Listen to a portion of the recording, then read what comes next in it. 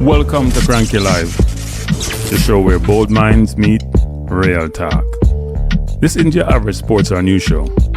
It's where we break down sports, culture, and controversy with facts, fire, and fearless honesty. Here, truth cuts through the noise, and hype gets exposed. From football to track and field, from world issues to local debates, we ask the tough questions, speak without fear, and go deeper than the headlines. We don't follow the crowd, we set the trend. While others recycle the same tired takes, we bring fresh insight, unfiltered analysis, and bold perspectives. No echo chambers, no puppet talk, just real conversation for people who think for themselves. Listen with your brain, not just your ears. Think critically, question boldly, and speak freely. This is Cranky Live, where reason rules the mic and truth always win. Come on, let's get into it. Good night, good night, good night, good night. How's everyone doing? Good night, good night. How's everyone doing? It's been good. Why am I getting my feedback? Oh, this is not good. Give me a second, people. Hello? All right, that's better. Yeah. No, this is not good. No. Can you guys hear me? Something is wrong with my system. Let's see what's wrong with my system.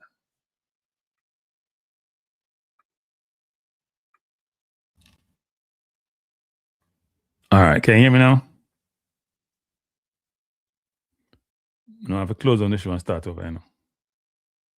Oh God. Yeah, you can hear it, but feedback. Bad feedback. Let me just see.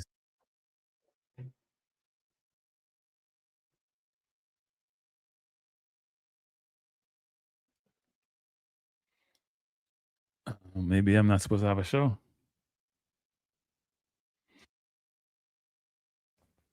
No, no, I know it sounds good to you guys, but when I speak, a good 10 seconds afterwards, I hear exactly what I'm saying. Yeah.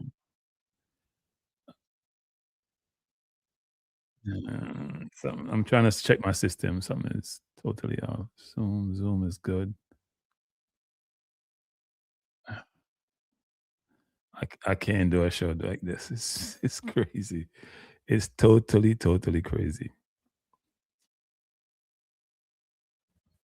I'm not sure what happened, but my audio is giving me feedback, and I don't have anything up.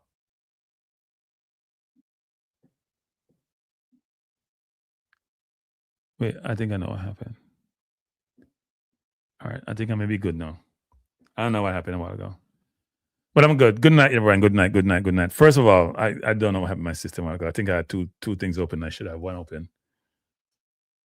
But first I want to say that we lost a very close friend of the UNISAC community last night. Howie, as we call him, his name is Howard. Passed away last night. He's about early 60s. And I'm gonna take about a 10-second silent for Howie. Howie was treasurer for the UNISAC Soccer Club, a team I played for years, known Howie for over 30 years. Got a call last night that he had taken something had happened. They took him to the hospital in Brooklyn, and he passed away. And it was the first thing I thought about when I wake up this morning, because I can still see his face. We were together last month. We were together 2 months before that. Last month in October we had the UNISAC event, annual fundraising event, and then December we celebrated the end of the year for the club. He's the treasurer for the club, and he seemed to be in good health to me. But apparently, what transpired is, I don't want to give all the details, but he went to work, did a couple of jobs. He was an accountant by trade. He did taxes, but he also worked at one the electronics store, and wasn't going to go to work yesterday, but decided to go because he's just that kind of a person. If you knew Howie, When I'm calm, that's always getting upset. I get perturbed pretty easily. That was always getting upset. When I'm calm, that's how I'm getting. It doesn't get upset. Doesn't get perturbed. Nothing flusters him. And went to work. And when they're closing the store up, somebody come in and took something they shouldn't have took and ran out. And he tried to run after them, which I don't think how he does that, because he had some hard challenges and came back to the store and collapsed, and rest is history. So, Howie, brother, we're gonna miss you. It's unfortunate, and condolences to the family. I spoke to one of his brothers today, and difficult conversation. So I'm gonna take 10 seconds, people. Then we start the show.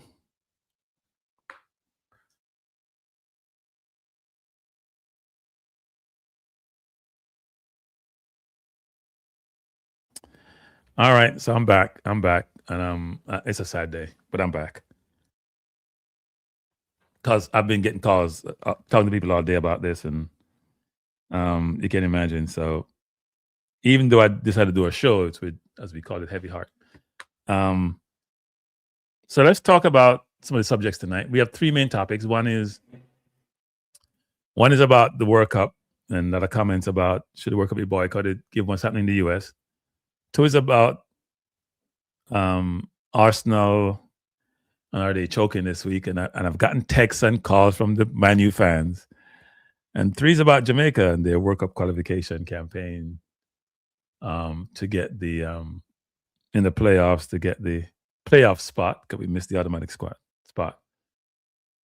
Before I go there, though, I did see some communication I got that the Jamaica under 17 girls drew with Guyana. And Guyana played football apart from some English imports they have. No, they have all money now, but they couldn't have gotten them up that far. Is that what Jamaica has fallen into? Jamaica drawing with Guyana? Like, really? Really? Guyana. Wow. It must be a locally based team. I heard there were like a couple overseas people. It can't be too many. I hope this is not a preview of what's going to happen when we go all local, because we seem to be going in that direction. Hope that's not a preview. But it's not a good look when, and I watched, some of the games were on Fox. I did watch a small amount of I think Dominican Republic, they're playing somebody else, and they look really good. I think they scored about 5 in that game, but they look like they have players. So it's going to be interesting to see how that flush out over time. Will Jamaica be left behind? Right? Will Jamaica be left behind? Because at the end of the day, Dominica seemed to be importing coaches from different places and bringing players in and making changes, and we're not doing that. We're going very, very local. Thanks, DC. Appreciate it. Tough night and tough day, especially when it's on your chest, like whatever. It's just there. It's not going anywhere. So hey, it is what it is. That's why we have to take this life thing serious and enjoy it while you can, because it's not promised to anybody, as the saying normally goes. So interesting to see how the JFF sort of position this one. Bless up, float management, 4-degree pressure, Demishru or Demshiru. Pressa is in the house. And DC, thanks for being here. Appreciate you guys being here. And as you come in, people, please hit the like button when you come into the show. I expect to have a good discussion tonight. I haven't been doing a lot of show of late. Trying to drop a few videos, and I have a couple of videos I need to drop later this week. And then I saw where Leon Bailey was playing for Villa this weekend. Came on. Villa having a ton of injuries problem. They went back for Douglas Luiz, who went to from Villa to Juventus. They went to Nottingham Forest. Now we're back at Villa. I think Tielemans hurt. Kamara is hurt. There's a lot of injuries. A lot of injuries in the EPL, actually. Lots of injuries. It's probably they have too many games, and the games are very hectic, and it's a fast league, so it shouldn't be shocked that we see all those injuries. But he looked okay. I think Jamaica have hope that he's going to be fit and ready for the playoffs. The question people should ask is, will he make a difference? That's the question. Because he's never really played well for Jamaica, so I'm not sure it's going to go. But let's skip to the World Cup and all discussions of late about whether or not, given what's transpired in the U.S. with DHS and the president and his henchmen like Stephen Miller, should fans boycott the World Cup? Should federations boycott the World Cup? And it's easy to talk about boycott until you think about all the implications. Bless up, Christopher Anderson. So let's start with the boycott conversation, because this isn't just fans on social media anymore. We're hearing former FIFA president Sepp Blatter. He's backed the notion of fans to stay away. Now, Blatter has a issue with Infantino, so Blatter was pushed out of FIFA because he was the chief engineer for a very corrupt organization, extremely corrupt. And the extent of the corruption has never been fully realized, because the only one of the people who moved their money through the US system. So anybody who moved their money to Africa or through Europe didn't actually get implicated or go to jail. So we can't say that the full corruption was addressed by FIFA in terms of the totality of all the people who were involved. And even some people who were involved didn't eventually pay the price for their involvement in the corruption. But having said that, Blatter is calling for fan boycott. But it's not only Blatter. I'll set Blatter. Oki Gottlich, vice president of German FA, says it's time to seriously discuss a boycott. And some of it is linked to the more political environment that we're seeing going through. And it's played out on your TV, so I don't have to go into detail. I will do some show on that, actually. I was planning to do a show on that tonight. So I had to do this instead. But I think it's important for us to talk about, actually. Very important. But what happens if fans actually boycott? Because it's easy to talk about boycotting until you think about implications of boycotting.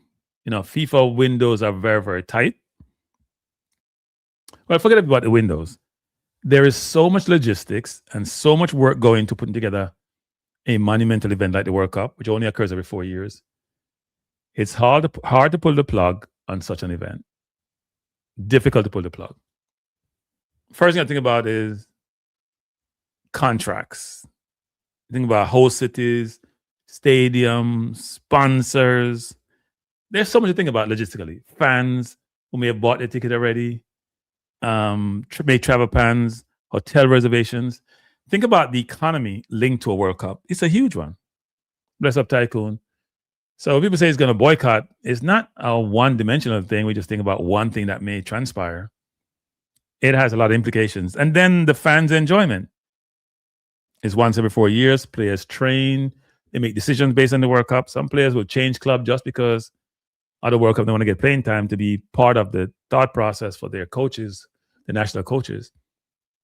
So there's so many elements. The operational element, the security element, the expenses. It's not an easy job. It's not an easy thing just to boycott a World Cup. We have seen boycott of events before. We saw where the 1980 Olympics was boycotted by the West. Well, I wouldn't say the total West, but the US and some other countries.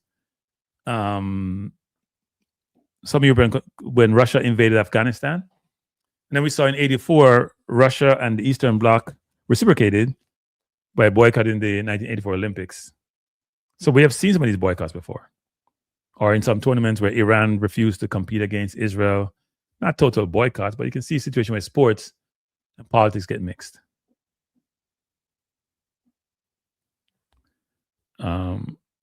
Bless Leighton, thanks for joining, and and appreciate the comments.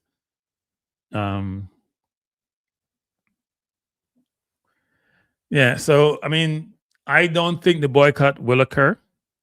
It's a very difficult thing to do. Federations plan around this. They plan for the money.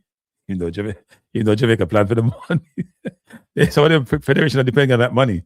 Especially one like Curacao already made it. They know they guaranteed at least $12 million. Maybe even more. If FIFA up the prize money of the winner to $50 million.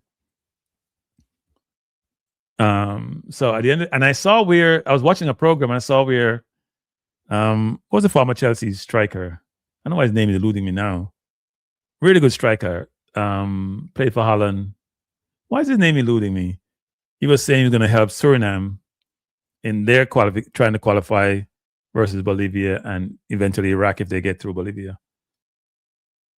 And the name was on my tongue and I can't get it off.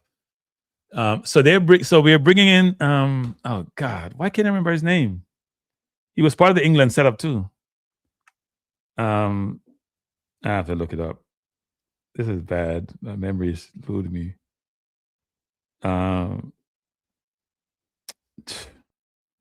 You know, a name is on the tip of your tongue and you can't remember people. It's sad. Let me see if I can find him. I'm not seeing him either.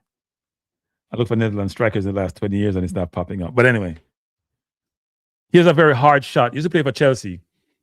Kicks the ball hard. No, it's not Gullit. He kicks the ball hard. Think about who's the hardest shooter of the ball you can think about in a long, long time. He played probably, I want to say 15 years ago. Played forward for Chelsea. Kick it with both feet, I should say. Hasselbank. Yes, Hasselbank. Thank you. I know somebody in the chat would know. Thank you, Peter. It's Hasselbank. And Hasselbank is going to be helping out Suriname. Yep, Jimmy Hasselbank. Which I think is interesting. That Suriname getting Hasselbank and we getting Rudolph Speed. I think that's a fair matchup. I think they're both at the same level. Sorry. I can't help myself, people. I can't help myself. We're going local and Suriname going international. It's amazing how that works. I showed up at work today. If this was work, I'll be starving. I'll definitely be starving. But yeah, Hasselbank, I heard him on Sky Sports saying it. He's going to be helping Suriname try to qualify for the World Cup. And we have some Reggae Boys I think supposed to be involved. We ain't got no Hasselbank type persons, though, with that type of pedigree and that type of experience. That type of know-how. Because Hasselbank was involved with the England team actually also. All right, he was involved with the England team and obviously played at some of the bigger clubs. But it's going to be interesting to see how that works out because the World Cup is something that we all look forward to. I'm looking forward to it. I'm beginning to work up my channel to grow, get subscribers, carry all the games. But if it doesn't occur, there'll be so many different things that get affected in a negative fashion. So we'll see. I don't think the US is still going to be a country, still going to do what it does. And they've also said that the temporary visas, even though I don't think that's true, is not going to be implicated. I'm sure if you have some social media anti-Trump, you'll be implicated. But they're more focused on the more permanent visa. That's what they're denying, not the temporary visas. You can believe that if you want. I don't think that's the case. And the US has what? 330 million people. Canada has another 30-something million, and Mexico has a bunch. So there are enough fans in those three countries alone to attend the World Cup. Now, if Federation decide not to go, like a Germany, England, it becomes a little bit different, more challenging. But I think they'll have a World Cup. But there's so much things, so many aspects to this, so many things, implications to it, that I don't think it will happen. Because I don't think fans going to get, if FIFA already spent the money, fans ain't getting that money back. Right? And does the boycott really hurt FIFA? It would. Because I think match tickets are huge for them, even though they have a lot of sponsor money. And they have a lot of money they generate from rights and, you know, the ticketing, the rights, the sponsorship. There's a lot of commercial activity surrounding the World Cup. It's a multi-billion-dollar event. So if fans boycott it, it's a big issue. Doesn't mean it couldn't be played like COVID.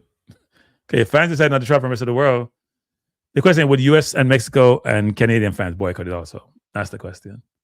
But what's happening in the US actually is difficult for a lot of people to see, understand, and put their arms around.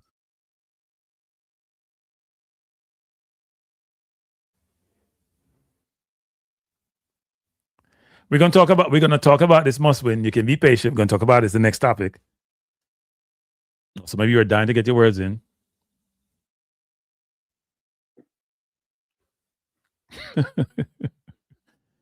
Yeah, I mean, Hasselbank seemed pretty pleased that it may help Suriname. He mentioned all the players who are either born in Suriname or are Suriname descent of Suriname. So Goulet, Seerdorf, Davids, Hasselbank, that whole Dutch team players who are all brilliant players, all have Suriname background actually, which is really interesting.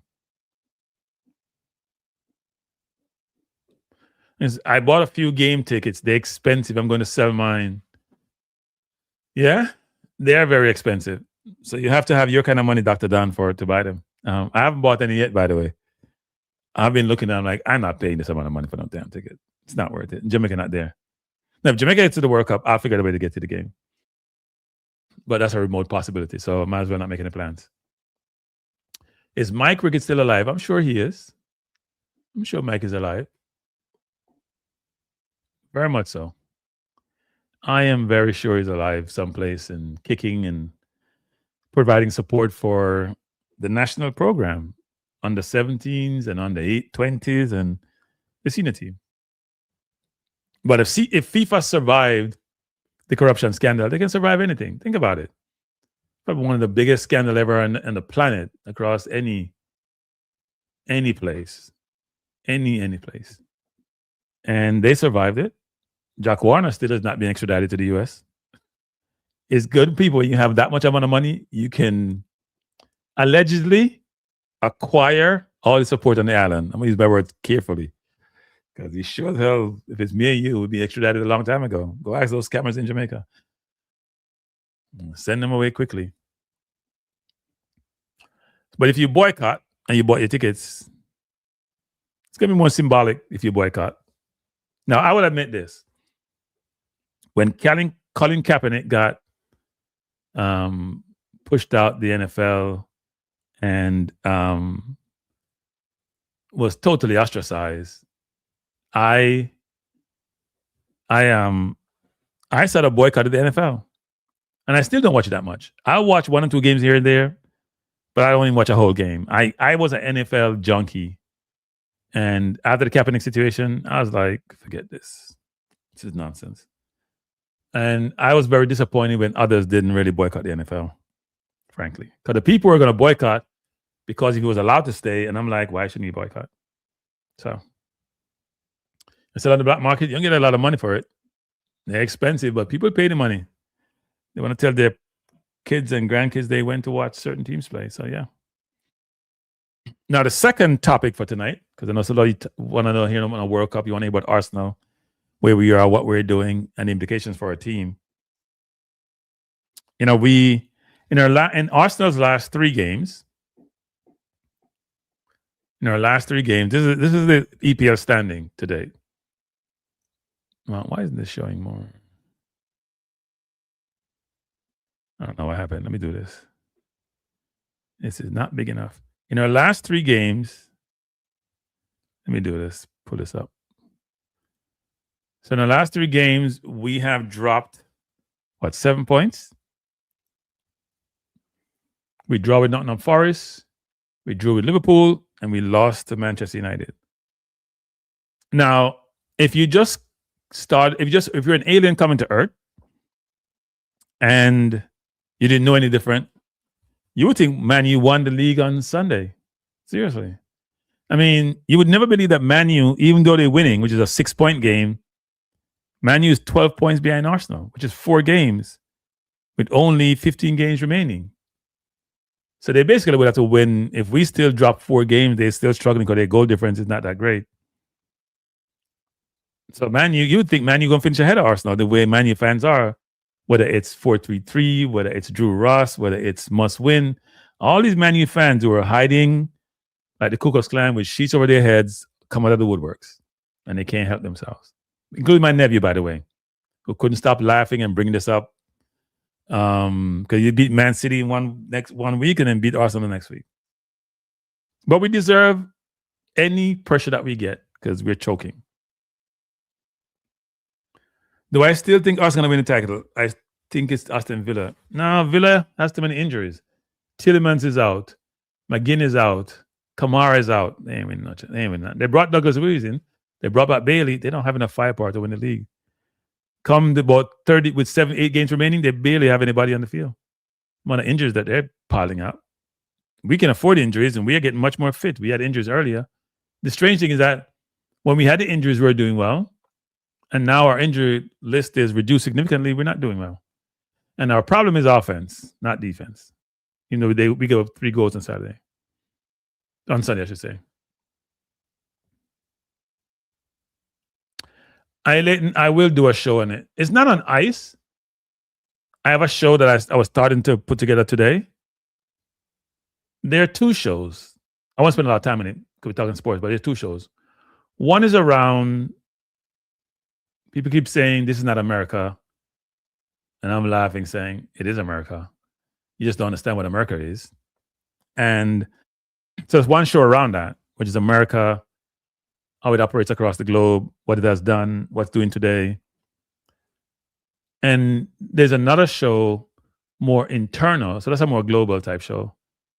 There is one show between the American people, as related to the American people, and the American government. Sometimes you conflate the two, and they're not one and the same. And then there's one around what's happening internally when you have an autocratic government, a wannabe autocratic government, how they're operating, and the fact that people can understand this. When people are given certain benefits in life, are given certain freedoms, it's hard to take it away. It's hard to take it away. And when you do, when it's individualized freedom, they're not having it.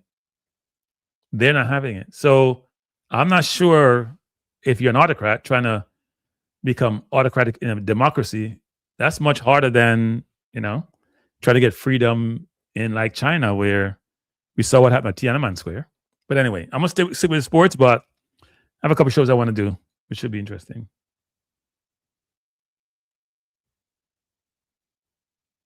Yes, that's my understanding, DC, and there's some uproar about that in the UK and other places around this. So yeah, I think a lot's going to come out of this. And by the way, the man who run the country, he ain't afraid to throw people under the bus. There's a lot of conversation to be had about that. A lot of conversation. So I'm going to have a show on that. I was going to do it tonight, but I'll probably do it tomorrow, actually. Talk more about that. But let's go back to the Arsenal situation. Now, Arsenal have a lot of problems. Arsenal highest goal scorers this season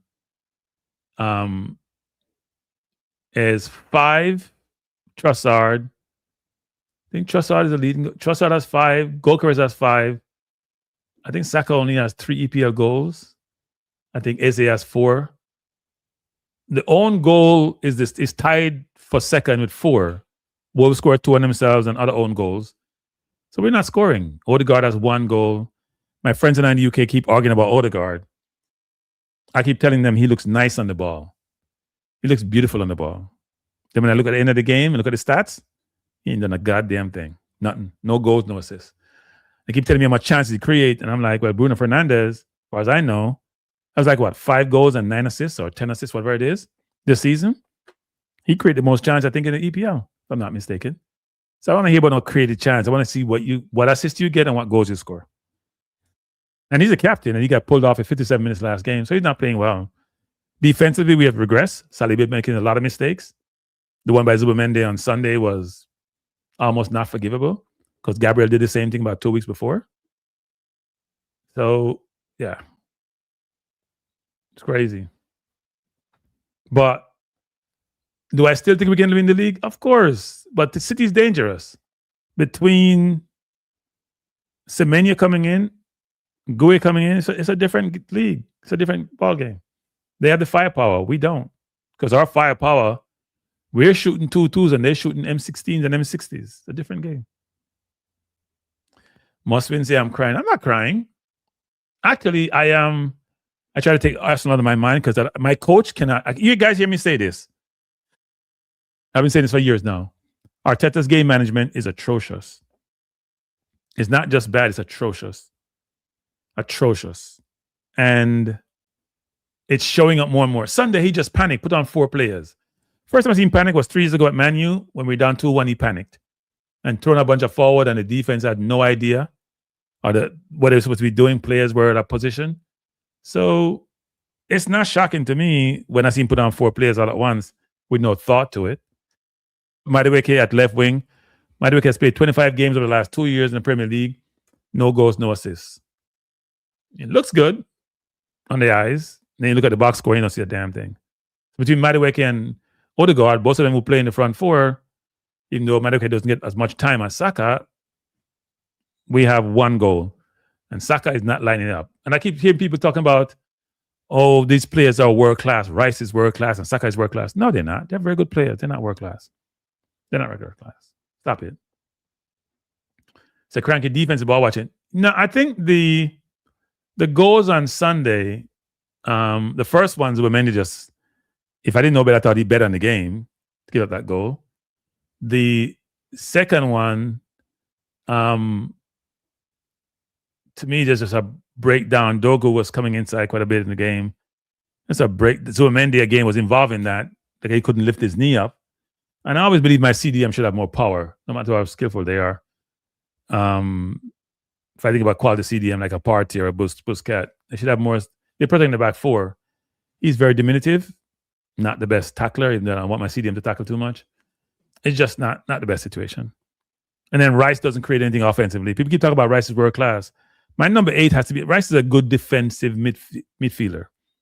He's not a good offensive midfielder.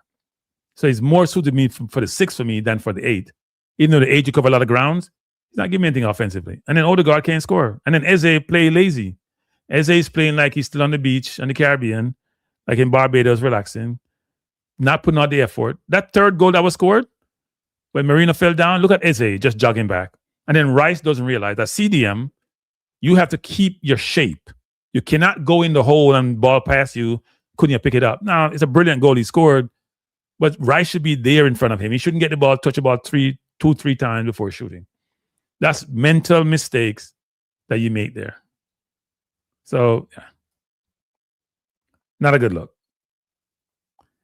Leon Bailey win recycle. Leon Bailey can't even make a World Cup squad to go play some football, much less. Has he played 1 game for Jamaica in his World Cup qualifiers? Not even 1 game. He's crocked, injury prone. By the way, people, I'm going to do a show, if not later this week, then early next week on, now I was doing a show last week around the technical director's role. We had gone through, I think, 3 of the 6 criteria. I don't want to regurgitate that, but I will talk about that a little bit. But also talk about, do a show on an academy and how you probably should put together a football academy, run the academy, and output from the academy. I have a few videos, and one of them is, I think about 3 or 4 from before the game, Andre. He has, as you know, he has an academy down in North Carolina. And I saw some videos from him of his team and them playing and the quality of how they play. And some of the communication he's provided to them. I think that's important for us to sort of go through that. Because it gives you some idea of, to me, what good looks like versus what it doesn't look like. So that'd be good. Now, people have been asked, I've been hearing a lot of fans saying Arteta should be fired and XYZ about Arsenal. That ain't happening. Get over yourself. Arteta not getting fired. Even if he doesn't win title this year, he's not getting fired. The Crankies doesn't operate like that. What you want is, in any organization, in any business, and football is not business, do I see sustained performance? Do I see quality performance? And most importantly, 2 things. Do I see my revenues going up? And do I see appreciation of my club going up? And if all those things align, then even though my coach hasn't won a title or has won a trophy since his first year, he ain't getting fired. And then players want to play for him. That's another thing too. Players want to play for him. Right? Arsenal is now in. Arsenal is in terms of players want to play for Arsenal. We don't struggle to get players anymore. So, yeah. I think it will not be a situation where he's getting fired. And we probably should have gotten Semenyo. That's my view. I don't think we should allow Semenyo to go to City. Because he scored goals. I mean, he probably scored almost every game he's played for City so far, except maybe 1. And he scored at a lesser team in Bournemouth. He's big, he's strong, he's two-footed, he's got skill. I don't see what else he needed to do for us to try to buy him. I know he's expensive, but we could have bought him in the summer versus Madueke. Went for Madueke, who looks good, but we're not in the looks business. We're looking at the production business. We're in the production business, and we're not producing. Very, very frustrating to see how we had a chance to go up by 11 points. If we had won all 3 games, we probably up by 11 and the league is over. And right now, City has enhanced their team. Pep must be revitalized and feel good. Tomorrow they have to win to probably not make the escape the knockout phase or the first round of the Champions League playoffs. But it's not a good look when we have won all our Champions League game. We have an easy game tomorrow. Probably don't care. We'll probably still finish up first in the first round. We're in the semifinal of the Carabao Cup. We're probably in the last 16 of the FA Cup. And we're leading the league. And yet Arsenal fans are very perturbed, very upset, because we could be in a much better place. Now, I think Carrick did something which I didn't anticipate, actually. I didn't anticipate Man U benching Cunha. But here's what I think Carrick has done brilliantly, which people don't seem to realize, against Man City and against Man U. I bet Man U go out and struggle. Doku is out now, but they just bring Cunha back in. What he basically done is a hybrid counter-attacking football. I call it hybrid because it's not truly counter-attacking in traditional sense, like how Spurs used to play and they play against City. What he's done is put a very speedy person up top, wingers who can defend, but who has ability to go forward and beat a man. He has then Fernandes playing in his right position. They should have fired Amorim a long time ago. Which coach in there, mind, have a weapon like Bruno Fernandes, who I can't stand because he whines too much, but he's a brilliant footballer, and have him playing in a double pivot? Like, really? And even in double pivot, he was still having goals and assists. That made no sense to anybody. So you can't do worse than Amorim. He stick to his slave to his 3-4-3 formation, which wasn't working. Doesn't mean Man U are now back. But what it shows is that there are some talented footballers like Menu. Menu doesn't feel pressure when he's playing football. I think I watched him play a game the other day. I was watching him thinking, this kid doesn't feel pressure. He's comfortable in tight spaces, which a lot of players are not. Come on, people. If you haven't hit the like button, please do so. A lot of players are not comfortable in tight spaces. He is. So if they have Casemiro doesn't do much running nowadays because he's not a double pivot. Right? Because Bruno doesn't really play defense. So Meno plays in the 8, Casemiro plays in the 6, and Bruno can play where the hell he wants to play. It's a whole different ballgame. And because Cunha doesn't defend well, you can't really play Cunha in the wing. You can't play in a 2-forward setup or be the point man. He's more of a 10, and Bruno is that 10. Carrick did a brilliant job of knowing his team, and his team exceeded expectation in 2 games. Now, can they sustain this? We'll see. But Man U fans are euphoric in terms of what transpired and how happy they are. And they should be, because they were very good against us. And they were brilliant against Man City. And even that said, we still were in the game. We scored first, and that's what made the goal change the entire game, because we were comfortable. We were very, very comfortable. Man U wasn't really dictating the game. And please explain to me what Zubamendo was thinking. Unbelievable. That you could take the ball where you were. You could go up the field with the ball, And here's the thing that I don't think coaches do a good job of enough. You can keep the ball up the field, That's how football is to be played. Get it far away from your goal as possible. You don't have to try to play out of the back sometime when it's just not there. Sometimes it makes no sense and it's still placed in the... I hate when keeper take the ball and try to find that fine margin between in the 18-yard box, edge of the box. They're trying to pass the ball. When a player is coming towards them, he could slip. Anything could happen. You don't even think about that? I've seen so many goals being given away that way. It doesn't make any sense. But that's football in today's football. So you got to get used to it. I'm not sure what that's winning in, because normally you can't even beat the first line when you make that pass, Frank. Okay, you're passing the ball back to the outside to go wide, actually. So it doesn't make any sense to me. But that's what they get taught in coaching school, too. Amarin was a blunder. Amarin himself was a blunder. It's like I was watching a basketball game the other day. Knicks against Philadelphia. Fourth quarter. Knicks are up by 17. Right? And Mikal Bridges, who they gave a 5 first-round pick for, is just shooting bricks after bricks. Now, when he's on a 12, I'm saying, take him out, take him out, take him out. And I'm starting to cuss my TV people because I'm getting more and more upset. I'm like, you got to know how to coach. He's not having it tonight. This is not his night. Take him out of the game. And he kept him in until the lead drilled down to about 4 or 5, whatever the number was. And then he took him out. And you're sitting there thinking, that's where you get your money for. That's where you need to coach. It's easy to coach when you're winning and things are great. When the momentum is changing, you need to find ways to change that momentum. Arteta's way to putting the whole new team. There may be some subtle change they make or some significant change. All you have to do was take out Bridges in. It'll be a different game. Just take Bridges out. Because he was unbelievably poor. But no, he kept him in.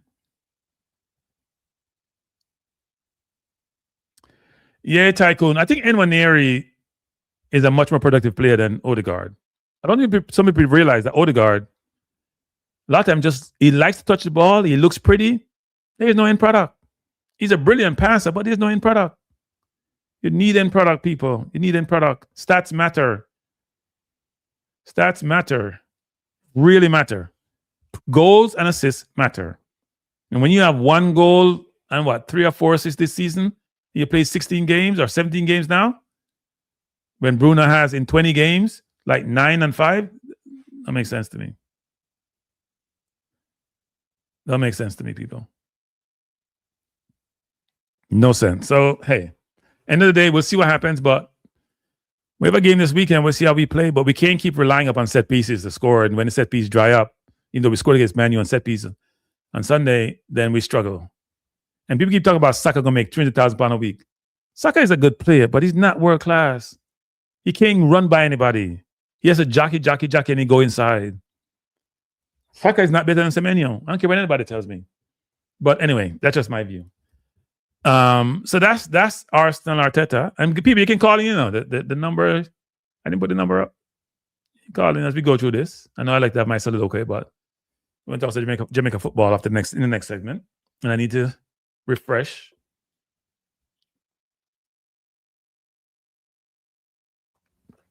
Because this week I've been watching the news a ton at the same time, multitasking, watching the news, watching sports, trying to do both. I did watch the some parts of the Marseille game, and Nwaneri scored. I noticed he was playing in Greenwood's position, which I thought was interesting. But Greenwood scoring a lot of goals and have some assists. So I think Jamaica should try to figure out how to get Greenwood to come play in the playoffs. Otherwise, we are toast, as I think about it, given how good the opponents are. But the EPL is shaping up. It's a 3-party race. I thought it'd be a 1-party race, given how Villa lost and Man City lost. But we haven't taken advantage of it. So we're making it close and making it exciting.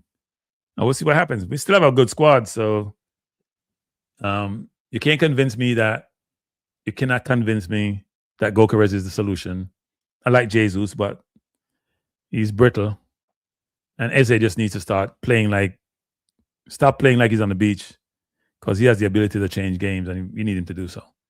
But the coach should bench Odegaard. The coach of his pets, Trossard is a pet. Odegaard's a pet. No matter how bad they play, sometimes he keeps them on the field.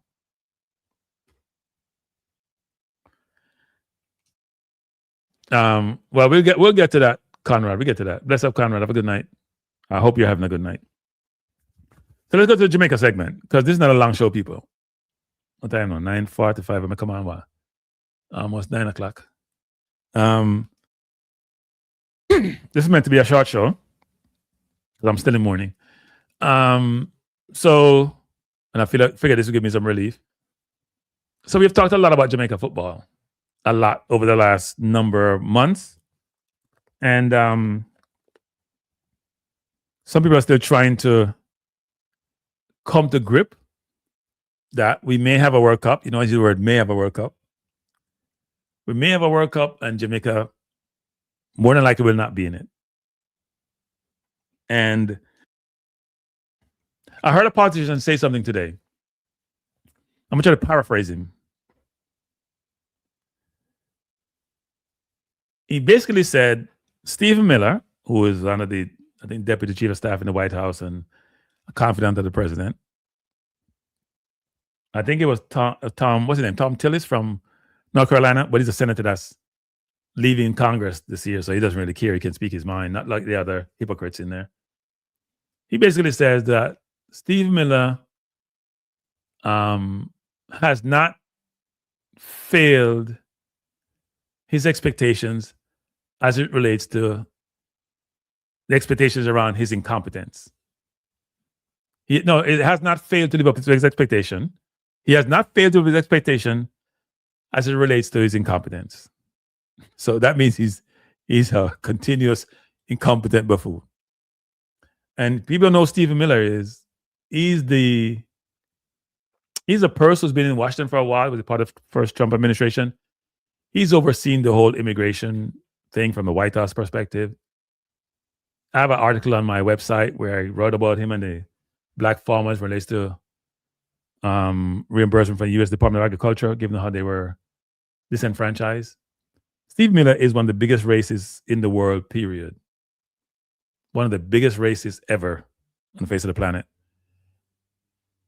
And he's the one, when the gentleman got unlived last week, who said that, along with what's her name, Naomi, basically said that the person who got unlived was a domestic terrorist, right? Now, the reason why I use the word terrorist, I don't want to get into this too much, is that you want the lack of empathy to be around, lack of sympathy to be there. So you paint people in a certain corner, so people will just disregard them, right? And that's the situation. I say that to say that the JFF has not failed to live up to my expectation as it relates to their incompetence. In fact, they may have exceeded my expectation. Because you have to be as bad as it gets not to qualify automatically in this group to get to the World Cup. Now, having said that, because people think I'm too negative, some people think I'm too negative when it comes to that, but I'm still trying to digest it, because it was supposed to be soup. Or as Cranky used to say, we're going to make the World Cup despite the coach, not because of the coach. Well, none of that transpired. But I caveat myself to say I thought 5 players were coming in, including Greenwood, because I was giving information daily about the processing of papers. Then I know that Max Aarons couldn't get away, and JFF did nothing to bring him to Jamaica to get his papers. Rico Henry was hesitating, and then he got his papers. He didn't bring him for one window. Cameron Archer was in Jamaica training over the summer. That didn't materialize. So, yeah, all those things add up. We have some players in the team who were not as good as they think they are. I think I heard Blake said something, Andre Blake. And I may have had this wrong, but I'm going to paraphrase, almost like we don't need to go out and get a bunch of new players. The ones we have are good enough. Andre Blake, I know you probably don't watch this program, but I have something to say. Let me look at the camera. Only not good enough. Only not know that. Only not good enough. If we ain't good enough, we'll not make the World Cup automatically. Only not good enough. The most I know, only the team know who played in the qualifiers. Only not good enough. Miss sorry for telling you that. And you got in your feelings when we went to Curacao, which is where we lost the World Cup qualifiers, So we watched the World Cup, And the first goal you gave up, and you have the audacity to have attitude when you ask about the goal. People don't know, I rate Andre Blake and I give him all the kudos. But you can't have no attitude when you make mistakes. You have the audacity to make up your face and want to have attitude. A man can't talk to you. When you get the first goal, you don't move, you don't dive, you don't do nothing. And the man asks you the question, what happened? And you look at him like, you have the audacity to ask me that question. Who the hell are you, Andre Blake, not to be asked a question? Seriously, who are you? You're a footballer who has done great for Jamaica. But nobody's above being asked the question. You come like the coach, I have an attitude, the coach of attitude, like, I'm going to third world country people and come ask me certain question. Go back to your yard because you're not good, coach. You're never good from day one. You should not have been here. No, people didn't want you here. And so I get perturbed when I see this nonsense. Like, we can't ask you a question. Well, you're glad I'm not in the audience because I would ask you the question. Like, Andre Blake, the first goal was scored. You didn't move. What happened? That's what I would have asked you. Because you feel like people can't ask you no question. If you don't want those questions, don't play 15 then. Stay here. Stay here. It's annoying. And then we have the coach where I'm giving people attitude and ask them question. Even though he had Simon to protect him. So back to the whole thing though. So now the qualifiers are coming up. It's now it's almost February. It's almost February. And all you local reporters will get access to the JFF and the coaching staff. You should inquire of them what have they done so far as related to the player pool. And not only the player pool, but player engagement. Right? They don't have to tell us strategy about what they're going to be doing with Congo or, well, not even Congo, but New Caledonia, because we ain't got Congo yet. But we don't want our needy attitude, people. We don't. Keep your attitude to yourself. You're not in any position to give nobody attitude because at the end of the day, you didn't make it work up automatically. You come to a soup zone, you couldn't make anything, but you're good enough. You don't need replenishing. You need to be replenished. If my view, if I ever could quote the coach, at least 10 new players may I bring in. At least 10 new players, because half of the man in my team now get no game in the club. You now get no game, I can't play for my team. That's part of the problem we had. That's part of the problem we had as a team where a lot of the players weren't getting game time, so therefore they weren't sharp. But me no want nobody upon this team have no attitude. You guys have not done anything to have an attitude when you engage in the media or any fan. You haven't.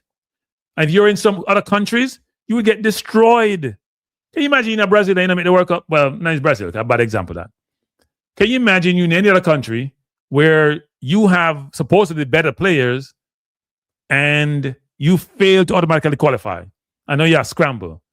And this person going to say we should use the same players. What have you done to deserve to even be involved in the group that's going to be playing in March?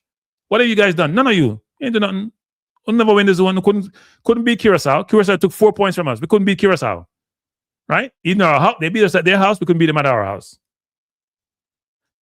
And then we get attitude from people, but like they don't want to ask question or them feel the same players. Rudolph, my suggestion to you, Rudolph, is do not fall into that trap. Notice the media people like Marvin, them talk about say, oh, the players are good enough and we just do team chemistry. How long will it take to build up chemistry, people? We're not going to lab for the last 3 rounds of qualifiers. If you got chemistry, allow this thing for work. Chemistry, as Ivan used to say, practice. You talking about practice? You talking about chemistry? What chemistry? The chemistry now work. The formula now work. Formula bad. We need new formula. People, if you haven't hit the like button, please do so. We need new formula. We need new players to come to something with a whole new midfield. Maybe apart from Hayden, whole new midfield. We need forwards who can score a goal. Can them forward the goal look too big? People like Nicholson, who I rate. Nicholson, you're not doing my youth. Pierre Missy, I miss. You're missing at Curacao. You miss at Curacao. You're missing Jamaica. The only person you score against is Bermuda. Everybody score against Bermuda. When we get the big team, not happen. Not happen.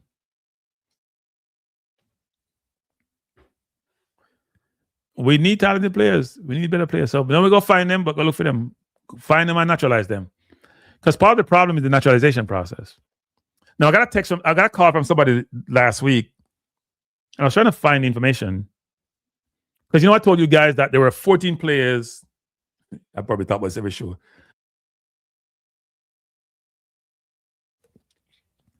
Mouth is getting dry. People talk too much. We're closing down soon. Damn. Difficult. There were 14 players. Was provided to me for the under 20 team that we know did brilliantly in CONCACAF, right? Brilliantly. They didn't give up 20 goals. But anyway. And he just called me and said, one of the players on that list is now in the Tottenham first team. I couldn't find that player name, so I got to go back and look back for it. But I was smiling when I got that information. And by the way, it wasn't Tyrese Hall. So it's another player who said was at Tottenham in the first team now, who wasn't good enough for Jamaica. Because you know Jamaica has brilliant players.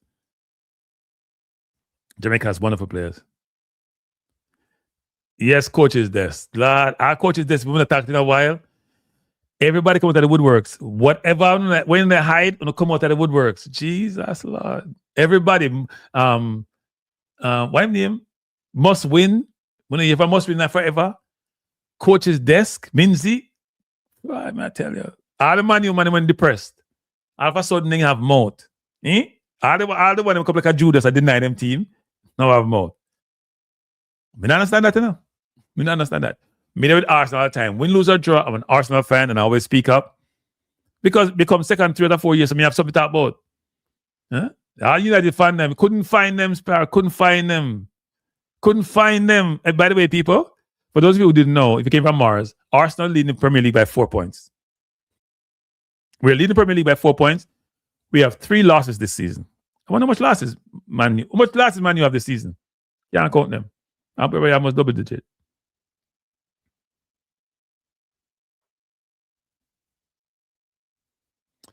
Yeah, I mean, I told you there were 14 players, all at top academies, that I got that list, and JFF didn't. And here's the thing, people.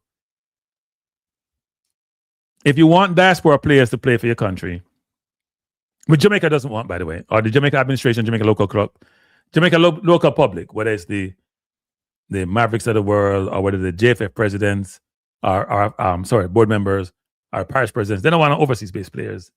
But a lot of countries want them, and you should try to bring them in at a very young age. They build up an affiliation with the environment they have to play in, which is not the best when they come to this part of the world.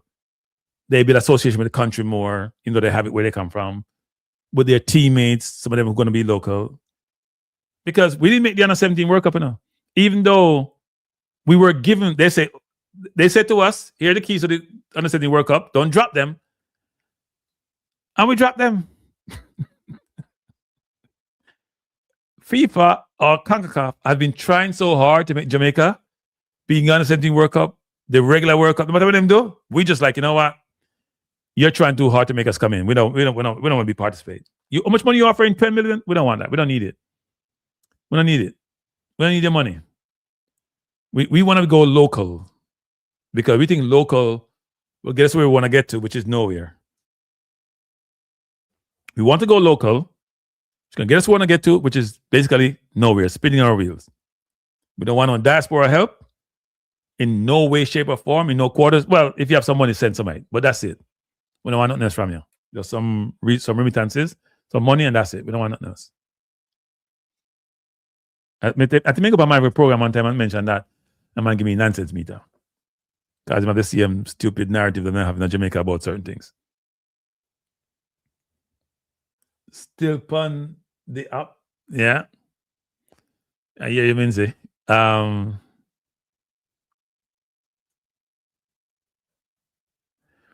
So must win. Mostly on Jamaica thing, but I digress a little bit. Must win. You can't be a Liverpool fan and then you support, you talk about Man U winning. You don't know fan. You're fan. You know why it's not the right term.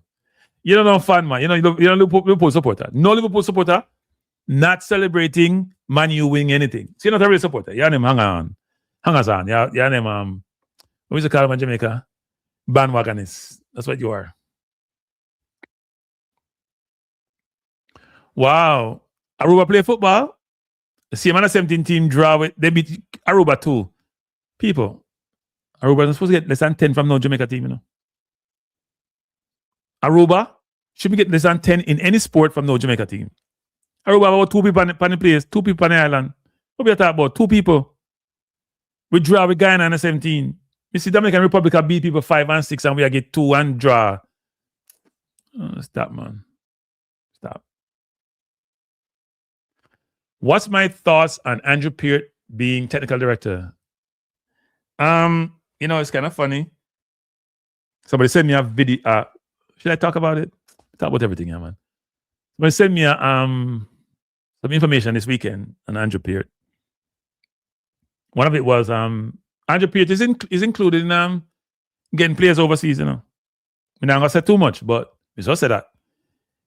What they're gonna do it now, the technical director is gonna be interesting. But he's been involved in trying to get some youngsters overseas. I will admit that part of the conversation I heard, he had the kids. He's like some of the right question about the kid, and I should say kids, and hope that they get treated like human beings versus like, I don't want to use the word cattle, but not treated well like some African players normally are. Youngsters go to Europe and then just disband them, or just left them on their own volition, do what they want to. And those kids end up in bad places. But I've said this before when I was talking about the TD role last week. I thought Jamaica should have gone out and get a very experienced TD and have a long-term plan with a TD overseeing the program. And that would entail somebody who has been there, done that, or was such volume of experience that it's an easy transition to the role. I know Andrew Peart coached local football and went to UE as a bachelor's, which is always good because he has the ability to learn. Was probably in charge of the coaching school, but there's a difference between being local and being global. Big difference. And to me, he hasn't made himself uncomfortable to be able to assume this role. What do I mean by that? If you want to run a national football program, which is what the TD does, when I say run a program, meaning not necessarily a Reggae Boyz team as coach, but overseeing the entirety of a football program. The identity of the football, the style of play, memorializing everything that a TD role involves on paper, understanding what good looks like. Then it's informed by a combination of practical and theoretical experience.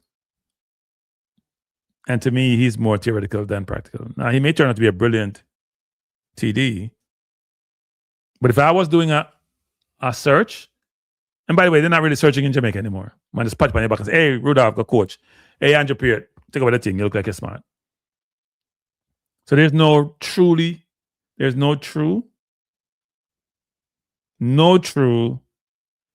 selection process for roles in a JFF. And it's part of the symptom of a larger societal problem in Jamaica.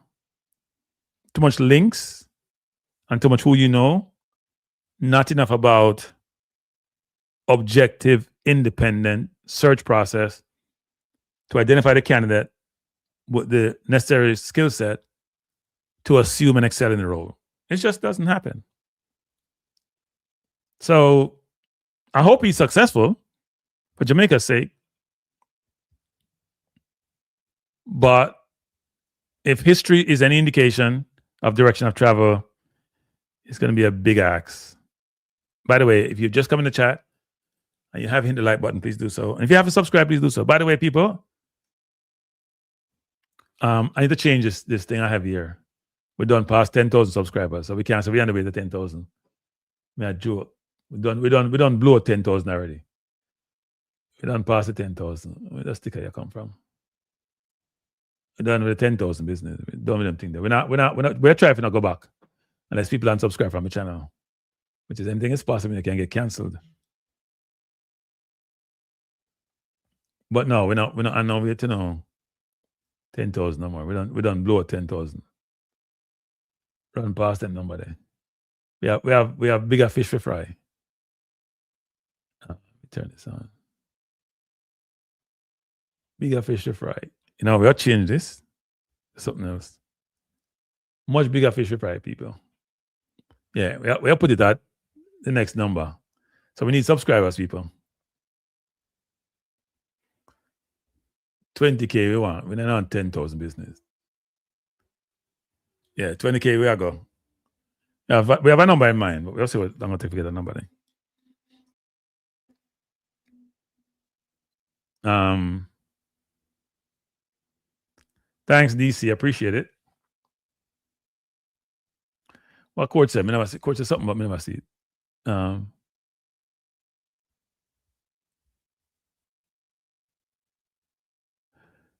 glad Arsenal outside United won. JFF run like mega. The JFF, we shouldn't spend too much time on the JFF, to be honest. Because it's been said in the traditional media you can't train the JFF, you have to just go with the flow, basically. And I actually believe that's nonsense. Understand this, people. It's very hard to ignore public pressure. Very, very hard. Ask the White House, ask the owners in the EPL for the top 6 team. There's so much situation where the crowd, the fans, people change direction of travel of things. Good night, Jay. How you doing? Hey, big up, Cranky. Hey, congratulations on the 10K. I didn't realize you surpassed that benchmark, man. That's big. All right, thanks. I appreciate it, sir. It's thanks to guys like you and others who I see them subscribe. So yeah. Did YouTube send you the plaque? I didn't get a plaque. I got some communication. Well, I don't know if it's a plaque. They could send you something with some ribbons on it for 10,000, but I didn't even look at it, to be honest. Oh, okay. I thought they sent you like a little silver plaque thing once you reach 10K. But no, I didn't see that. They give something in the email. They send you an email with something on it. It's a 10K. But they do that every time you get like additional 500. They send it to you anyway. Right on. Yeah, man. I wanted to talk about. I sent you a BBC article about that coach Marty Cifuentes, which was the Leicester City coach that just got sacked recently. When did you send it? When did you send it? I just forwarded it to you probably like 5 minutes ago. Oh, okay. You probably don't get a chance to read it, but I think it's somebody like that you probably would be interested as the coach because he's coming from Spain, speaks English well, worked with Bobby Reed, was playing Bobby Reed here recently. I just think he couldn't live up to the expectations of Leicester and their ownership, like where they think they should be, like rebounding right back into the Premiership. But I think for Jamaica, he would be a good coach, Yeah, I haven't had a chance to read up on him, so I'll probably do some reading before I make any comments. I would just say this, though, is that, Spain has been brilliant in the strategies that they employ to improve their football across their entire communities, and it's shown up on the outcome field, I call it. It was in the playing field, but it shows up in terms of the results that they're getting and the amount of coaches and players they're exporting across the globe. So yeah. But but it's important for us to realize that I would love to hear the JFF view on where Andrew Pierre, what has Andrew Pierre done to get the role and where they envision us going as a football country. Well, we're not a football country, but as where they expect the football to be going in the country. Yeah. Well, I'm gonna keep it real with you. Like the biggest thing that we have that is in our favor, which is our blessing, that we try to block for whatever reason, whether it's, like some kind of weird type of tribalism of like who's the real Jamaican and all that stuff. But the man Keenan Davis is balling out of control. I don't know if you watched his match yesterday, but it was like, I was like, listen, if we get this brother in the team, anything can go on. You know what I'm saying? Well, I know Devon has been pushing Keenan Davis forever, and McLaren thought he wasn't good enough. Yeah, I mean, that says it all right there. Yep. Yeah. I mean, if McLaren says he's not good enough, he's good enough. Yeah. I mean, to me right now, even if Ramon Burrell was like still, wasn't hurt right now, was still doing his thing, I would still put Keenan Davis over Ramon Burrell in terms of who should start these qualifiers or playoffs. You know what I mean? I think we need to focus on that now, man. It is what it is in terms of whatever's going to go down with JFF, their administration. I think all that stuff is just, man, it's just going to come with, the territory. But listen, man, we got some talented players on the horizon, and some of them is on that list. Well, let's hope. First of all, the important thing, Jay, is we're not sure they're all going to get their papers, right? That's part of the problem that they face. They don't have the good relationship with PICA to work through any difficulties they encounter to get the papers. The urgency is not there because they haven't built a relationship to enable them to have dedicated persons to help them. Right. It's part of their problem, part of their challenge. Hey, Cranky, have you ever thought like the best way to get Speed out of the football in Jamaica would probably be for him to get a job in the U.S. as like a USL coach or something like that? Like if a USL coach made him an offer, do you think he would give up the grip on Jamaican football to say, yo, let me try to do something else overseas? Well, I mean, that's a interesting way to try to rid yourself of a challenge, but that's the only way it'll happen, man. They're not going to give up their power. Somebody else will have to be like, yo, show improve over here in a different league. You'll get a salary, whatever. But they might say, nah, man, I like my fiefdom down in Jamaica. I'm just going to be, big in a little pond. You know what I'm saying?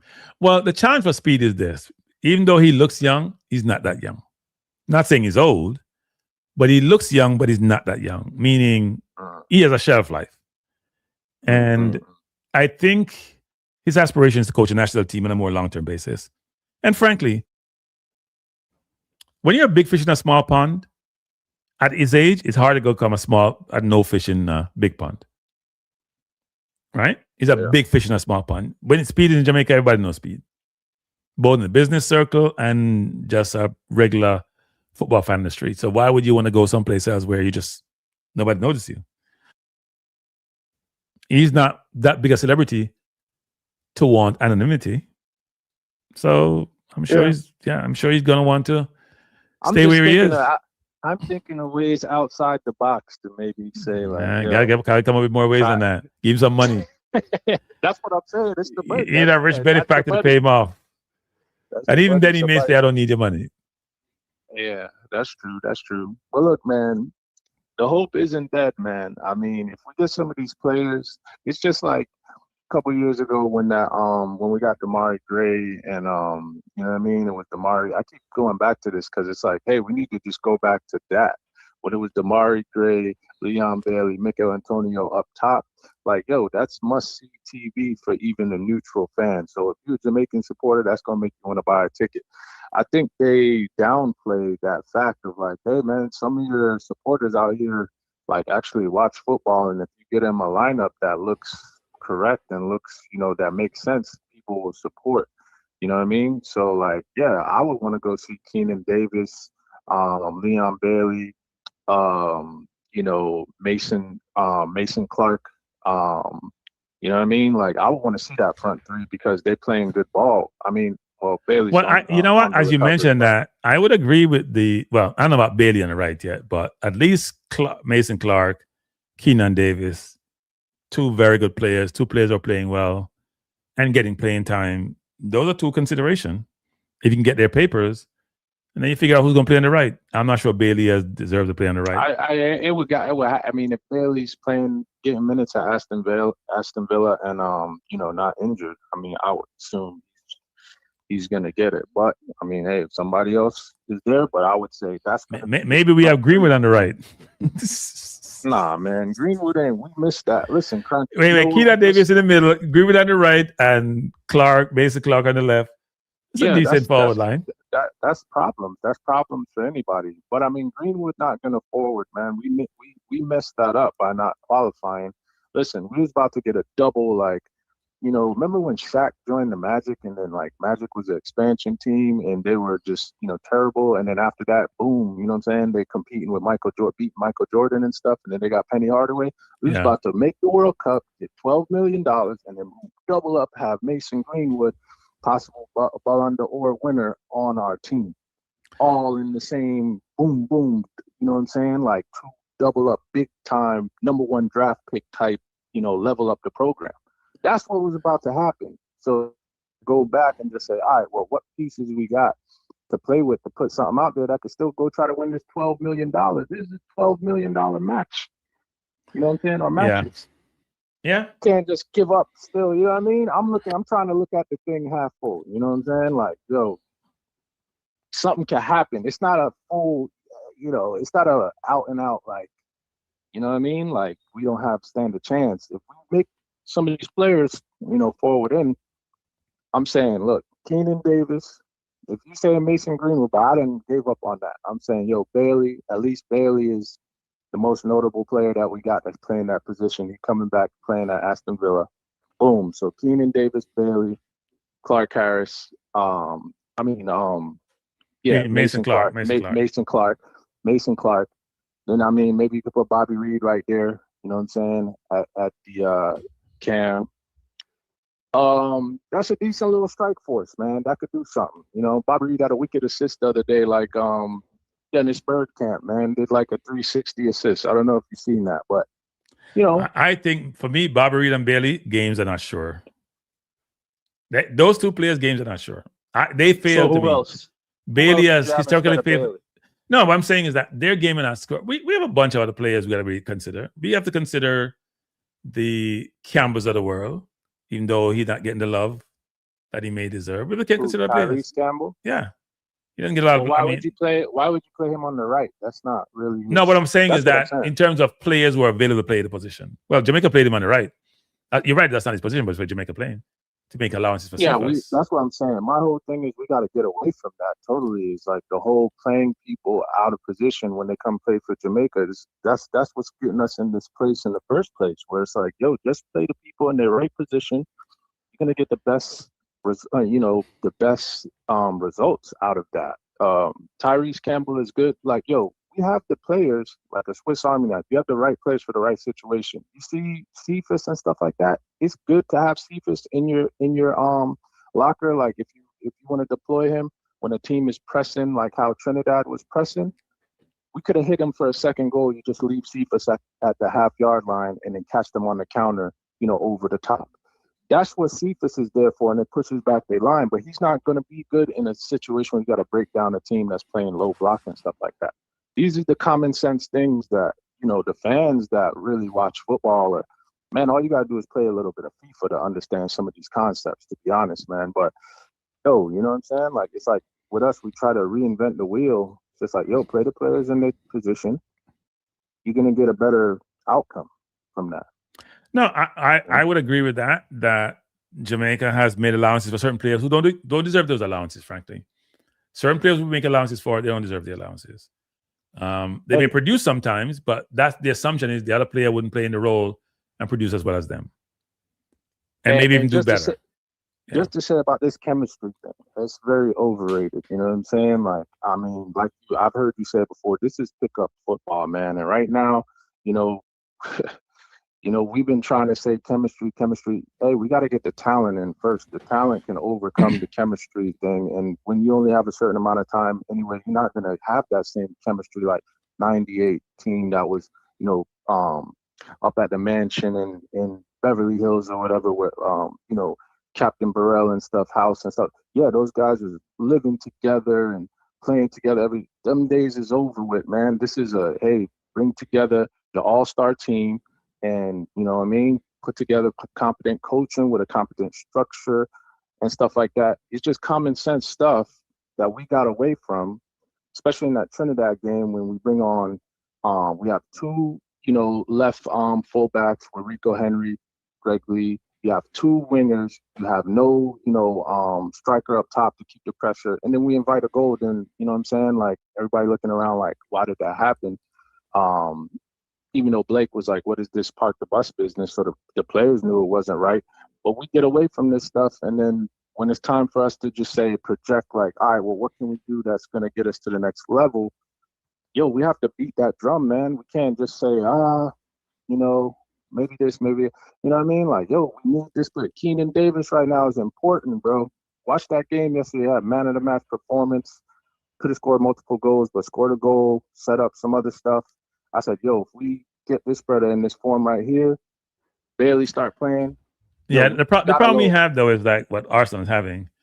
Can you get the ball to your center forward? It's one thing to have a good center forward, but if you can't get them the ball, they're not gonna be able to produce. And then people are gonna curse them, and it's not them; it's their players around them. So that's why it's me pushing for certain midfielders like a Tyree Saul or a Raven Morrison. People can create space, get the ball to people who should get the ball in certain positions to allow them to express themselves. We don't necessarily have that, frankly.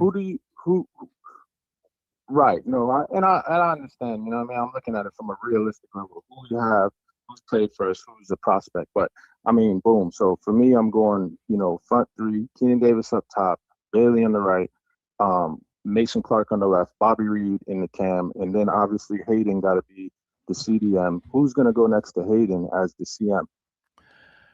I don't know if they're going to have a... I mean, people are talking about Lewis Baker, a possibility again. Nah, Lewis Baker's paperwork is we already know he can't. I'm saying we don't.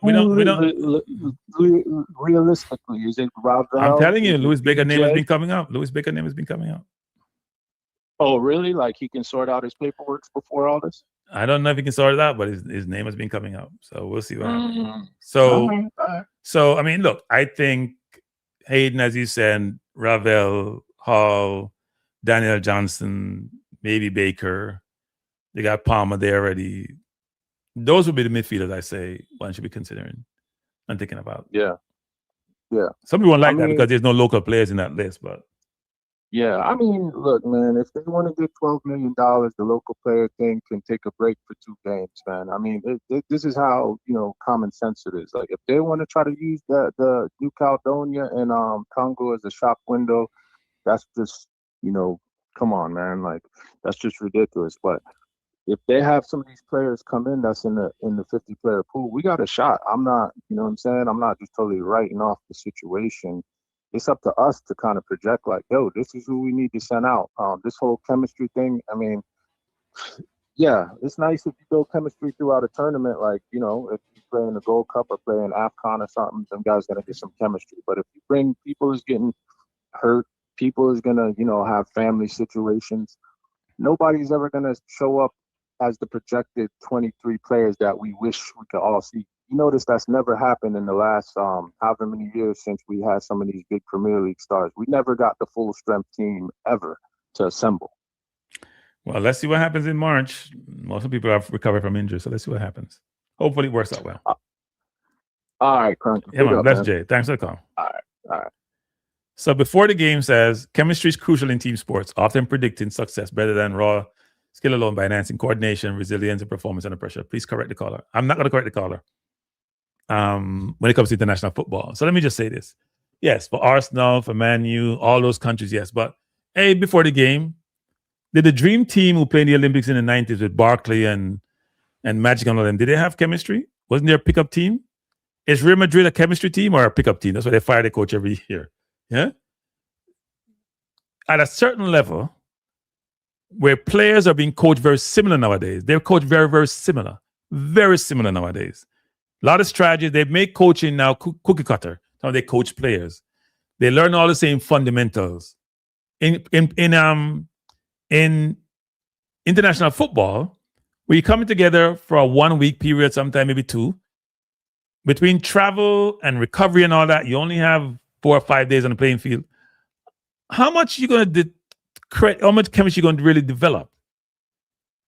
If it's from window to window to window over time, yes, you can build up that chemistry, and it could be important. But please, let's understand this: international football is not club football. The chemistry element is a much more challenging thing to attain than you do in club football. We're conflating the two. Don't conflate the two. International football is a pickup team that come together. Yes, if the team is going to play 6, 7, 8 windows. But you know what? Those in the chat, Dwight Spence, and before the game. So why did Jamaica chemistry in a swoop zone? If it was a chemistry thing, they don't have chemistry. They've been playing together for a while now. They played in the Gold Cup. They played in the qualifier. They played all throughout the year together. They never built no chemistry? Or the formula and lab never really work? Huh? Here we go. Go on. Here we go. I expected this. Good night. Who is this? Is this before the game? Is this before the game? Yes, I'm gonna allow you to draw me out tonight. Go on. But I did draw you out. It was easy. It was easy. It was easy. It was easy. No, it wasn't easy. It was easy. It was easy. Trust me, it was easy. It was easy. It was easy. No, it was. You can believe that if you want. It was easy. I mean, I didn't have to struggle too hard. But I get it. Because when you're passionate about something, you have to talk. I say so why do you think chemistry is not No, I think chemistry is important even in life in general, right? You gotta have chemistry between you and your partner. It's gonna get divorced. Let me do what cataract normally does and give some analogy. It makes no sense. But let me just say this. Let me say this, which is international football, it's hard to build the optimum chemistry you guys are talking about because you only have so much time and players change from window to window. I don't know. That seems to be an excuse that I hear coming out of the Caribbean. I don't hear that excuse being made by any other international coach, because at the end of the day, how you select your squad, right? The criteria, because as I understand it, the criteria for selecting the national team, the coach would select the players who are playing at the club and performing, and who can do what he wants them to do when they come in. So that's chemistry. Is how you define chemistry? Hold on. So there's already a cohesion there. You're gonna pick a right back that could do that fits your game model. That's not the cohesion. Hold on. That fits your game model, right? And these players, educated players, they come in. The coach provide their roles and responsibilities, and it's not that complex. I don't think it's that complex because we see international teams do it all the time. So it's a question for you. So let's say, because all these players don't grow up like in international football, right? A lot of players in different countries grew up. Are you speaking generally, or are you speaking? No, I'm just talking about when you have a pickup team. So what do I mean by that, people? So this is not England, where a lot of players come through the same system, go through the youth ranks, elevate up to the senior team. So they may have had chemistry by playing together.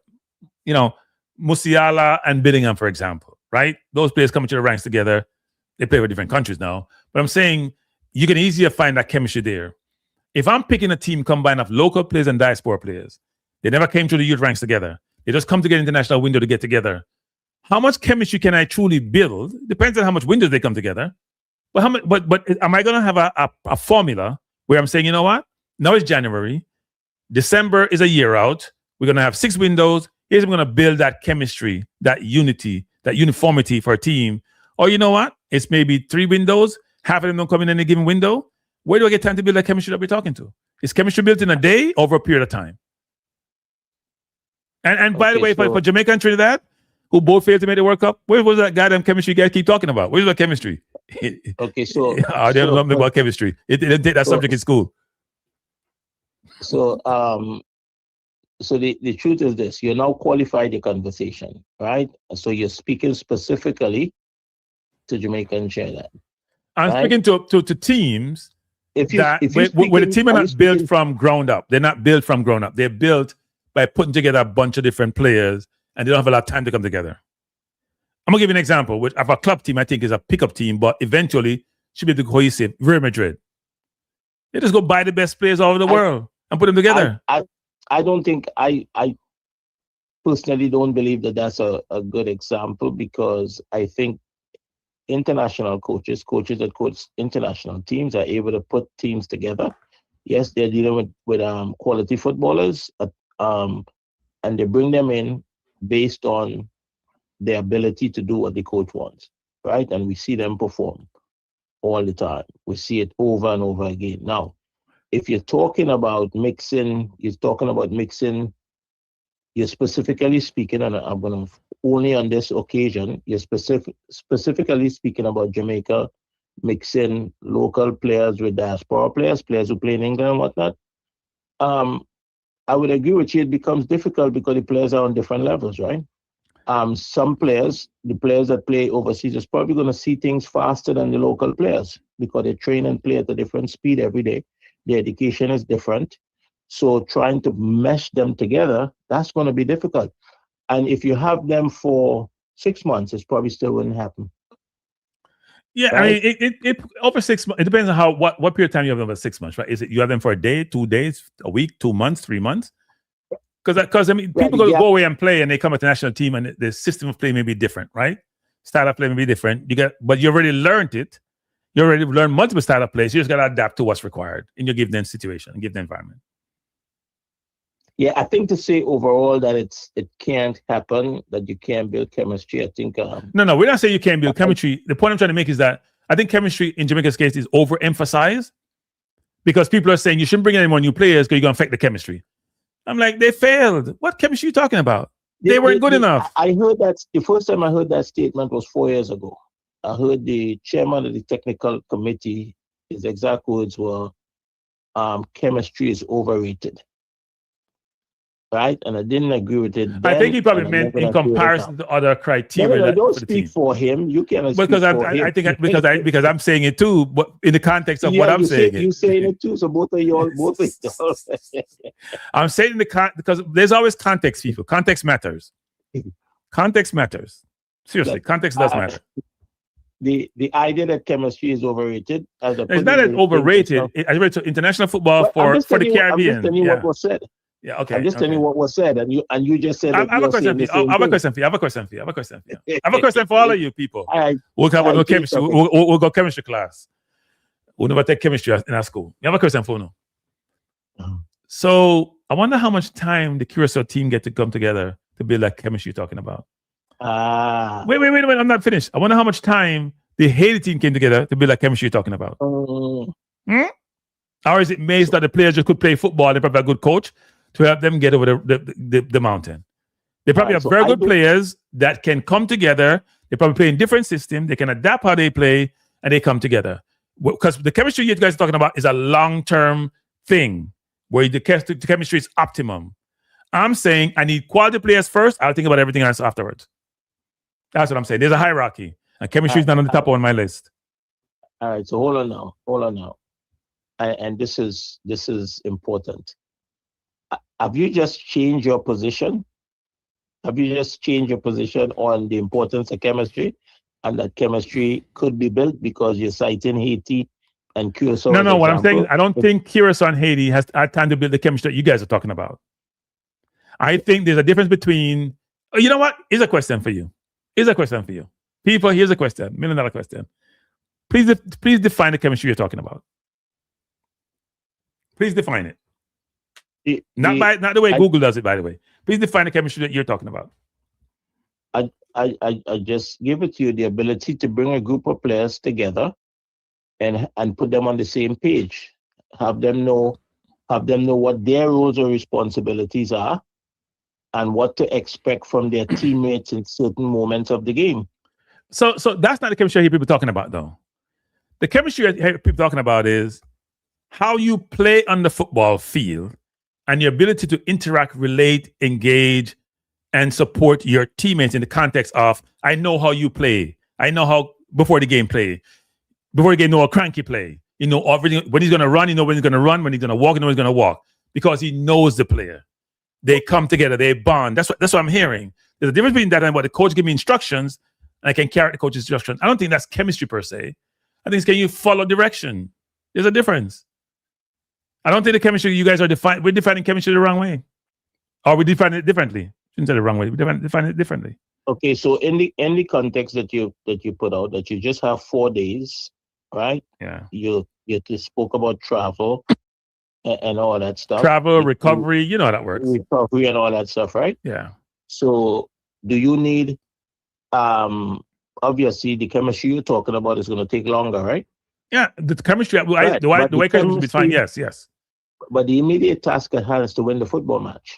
Yeah, you only got 2 games. So, right. Yeah. And they're pros, right? And hopefully they're educated and the coach could give them instructions and they go out and do what they're supposed to do. And obviously, if you spend more time together and get more repetition, you're going to get better at it. You get to know each other better and that kind of stuff.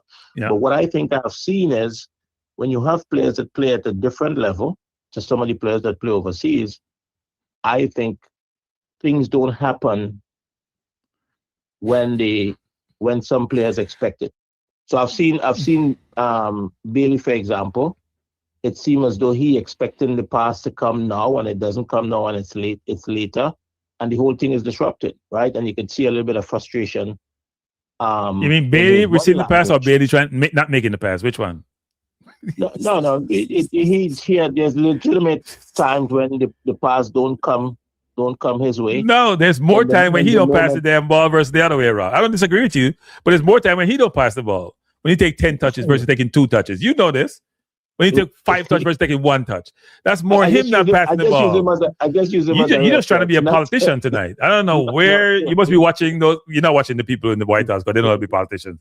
I'm not sure who you're watching. I don't know if you're watching. I'm not sure you're watching. Well, I just want to make sure that the chemistry talk, and you should have shared with the caller just now, because you can't dismiss chemistry in teams. No. You know what, people? If I did dismiss chemistry, I don't want to dismiss chemistry. There's a hierarchy of requirement. There's a hierarchy of criteria and factors and things that you need for your football team, international football. To me, the concept of how chemistry is being defined is not the number one. There's a difference between people defining chemistry different ways, and that's why the confusion is in the beginning.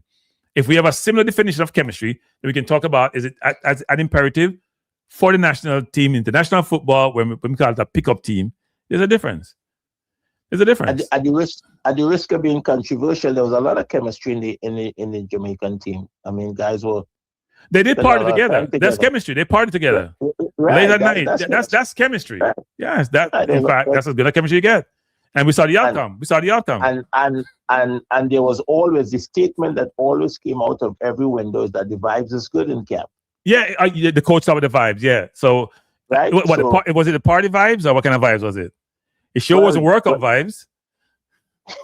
It wasn't workout vibes. Must have been party vibes. So we could put that chemistry aside because that existed, right? Yeah, but that's bad chemistry. It's bad chemistry. It's not good chemistry. We should also say it should be good chemistry. Hold on. It should be good chemistry. We just tried to satisfy the argument, because just now you divided chemistry into two. No, you just told us that chemistry is overrated because it could be bad chemistry. That's what you just told us. I just told you just told us Jamaica had bad chemistry, people. No. We have mono chemistry. We have mono chemistry tonight. I have not made any statement to draw any conclusion or any thing about Jamaica national. We're just extrapolating what you're saying. We extrapolate what you're saying. And you just said that Jamaica had vibes and chemistry. And part of their vibes and chemistry is them going to some, what them call it? Kind of club them call them? Whatever club them go to. We have lap dancers and whatever it is. That chemistry vibes was great. It's action chemistry. It's fun chemistry. It's money chemistry. We never see no football chemistry on the field. People don't even pass about this. Hey, there was no football chemistry Jamaica team. Do you think how Jamaica played? No football chemistry. We don't know people go kick. Well, we know people go kick the ball long, but to the opponent, there's no football chemistry. As Dwight says, King cuss out people on the field like him a star player. Just cuss people, cuss out Pinnock who are bigger ball than him, cuss him anytime he want to cuss him. Because he don't make mistake, him perfect. That's chemistry. Well, if there was one moment, if take all the definitions of chemistry, right? Jamaica versus Panama, Jamaica versus USA in the Nations League when Jamaica got the bronze medal. Would you say that there was, whatever definition you want to use, there was chemistry in that group? There was chemistry, yes. A lot of it, actually. Right. A lot of it. And what happened? A lot of chemistry. A lot of good chemistry. A lot of good chemistry. Al Grimson had them. That's why Al Grimson had problem with Bailey. People forget this, People go back. That's why Bailey was in the team, because him break curfew and Al Grimson want to punish him. And then after whatever happened, right? Bailey broke chemistry every single window. Every single window. Then put it under the cover, them hide it. Stewart broke chemistry with Bailey. Stewart get banished for life. Bailey broke chemistry. He was supposed to start. He never played a really good game for Jamaica. Maybe 1 or 2. Or the 30, it's almost 40 when play. And get no punishment. So there was chemistry friction, or lack thereof, in some windows. Because some, I shouldn't say as much as I know, but let's just say they had vibes and chemistry for the party. The vibes and chemistry on the field doesn't always manifest itself. No vibes and party chemistry. That group had something good going for them. No, the team that played against the USA and Panama in the Nations League, the team that came back against Canada in Canada when Lowe played that brilliant game, no, they had chemistry. Why do you think that we weren't able to maintain that moment? Principal, the coach change. So the expectation change, criteria change, management style change, how you engage with players change, selection process change. We weren't able to maintain it because the JFF fired, the coach divorced the JFF because they were intrusive. They wouldn't allow him to have his independence. And just never want to deal with them no more, as I say in Jamaica. Burn them out. You all certainly was on the right track in that moment, to be honest with you. We were. Yes, we were. I mean, I watched the team play against USA. USA was a better team. You were at the game too, by a good margin to me. Yeah. But Jamaica was defensively not want to give up. There was a heart there. No, Jamaica was defensively very, very good. Defensively excellent, frankly. I mean, the USA came to over and over again. Blake was brilliant. Defense was brilliant. Blake was brilliant. People like Lati played over their heads. Or maybe played up to his potential in the defense, not in the midfield. Right? Cephas had a chance to put the game away and didn't. We could have beat the US that day. I wanna anyhow, no, go ahead. It's a free program. It's open. Nobody's hearing you. They all went home. Just say it. I think you should try to interview Cephas. What do you know about Cephas? What does anybody know about Cephas? I don't know Cephas. I ran to Cephas once at the JFF headquarters. I don't think I want to interview Cephas. Why not? I just didn't like the vibes I got. You know, you go around certain places and you get certain vibes. Like I ran around, but in Dallas, I run into Burke. You know Burke, who's now in the squad? Brilliant conversation, right? There's an aura when you meet somebody in terms of how you engage them and how they engage you and how they... It's just different. There's some people... I met Damian Lowe, for example, who I'd interviewed before. We had good conversation. I took a picture with him. I didn't really put the picture up because then people start saying cranky, this and that. So I keep the picture to myself. I met a bunch of the English players. I must say this out loud. You may not let me say this. There's a difference when I meet an English player and I meet a Jamaica player. Some Jamaica players are great to get engaged with. Some believe that they walk on water, and I smile because I don't get this away when I meet people who are supposedly famous. I just think everybody put their pants on one for the time. I don't really care. But I can tell some of them feel themselves as if, you know what, I walk on water, I've attained, and I smile. I'm like, okay. But most of the players I've met were great people, great conversation. Took picture of them, wonderful conversation. And Dr. Dammy tell the same thing when he went to California, how he engaged them and how great they were. But there are some of the players who I'm around who I'm just like, I don't want to engage you. I just don't. So let's. So I'm not trying to interview Cephas. I don't want to interview Cephas. I'll be honest. I'm saying in public, I don't want to. I think you should, but let's test your empathy genes here.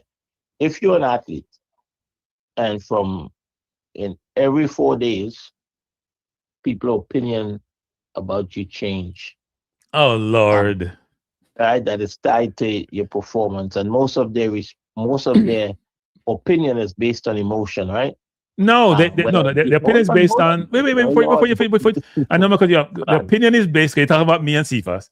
The opinion is based on the recency bias. Go ahead, recency bias. You like to do all sorts of conclusions. Recency bias. Go ahead. So you're a high profile player. You're playing in the best league in the world, and you have fans that is emotionally triggered based on results or whatever the case may be. When you go into public, would you be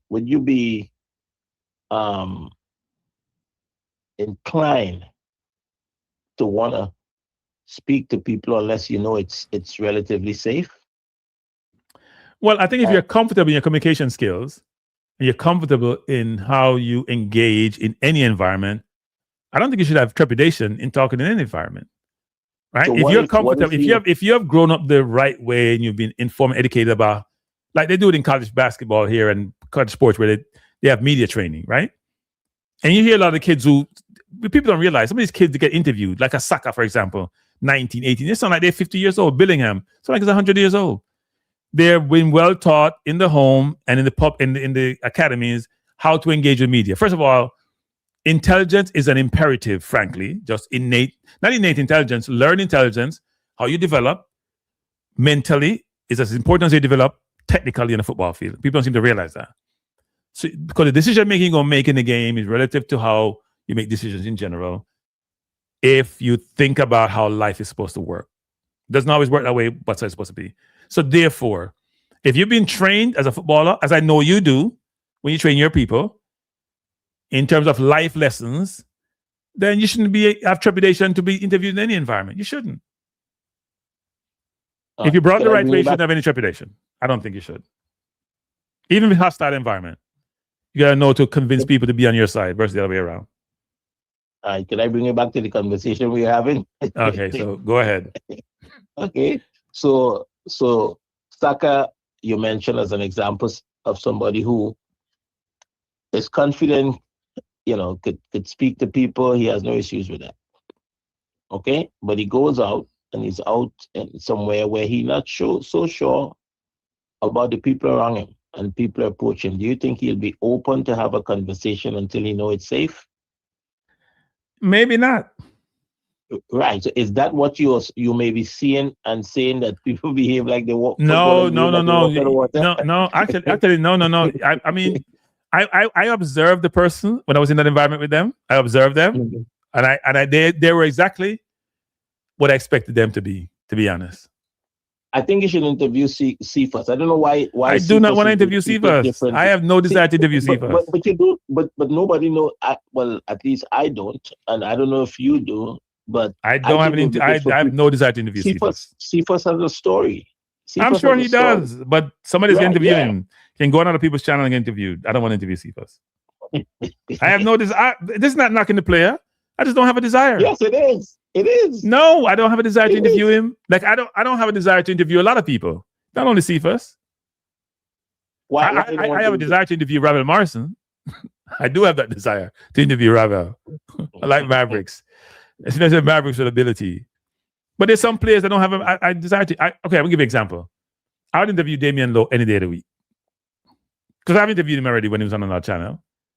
But Cephas is not one of the people I want to interview. There's some people I want to interview because I think they make interesting personalities. This is not to knock any player. But the other people, I see them, I watch them, I observe them, I'm like, interesting. I would love to interview Burke. I talked to Burke I talked to Burke and Bernard, each of them, when I was at the Jamaica hotel. I think I talked to Burke for maybe 35 minutes, and I spoke to Bernard for a similar time, right? And when I was talking to Burke, I said to myself, Burke should not be playing in this game. Burke had come off a horrendous injury, was out for a while, love his country, want to play. But I said, I don't think he should play. He probably shouldn't even be in the camp, even though I like the person a lot. But I just think you probably need to. I'm always believing you got to play much more and recover to actually play in such a competitive environment. It was unfortunate he scored the own goal, but I just think he went through a lot to get there. And I love this story. I love this story. YouTubers, are you all journalists? Probably fake journalists, as your president would say. Okay, so Triple E is agreeing with me that you should work on interviewing Cephas. I know you have said on your show many times that you're an elitist, but this is bad today.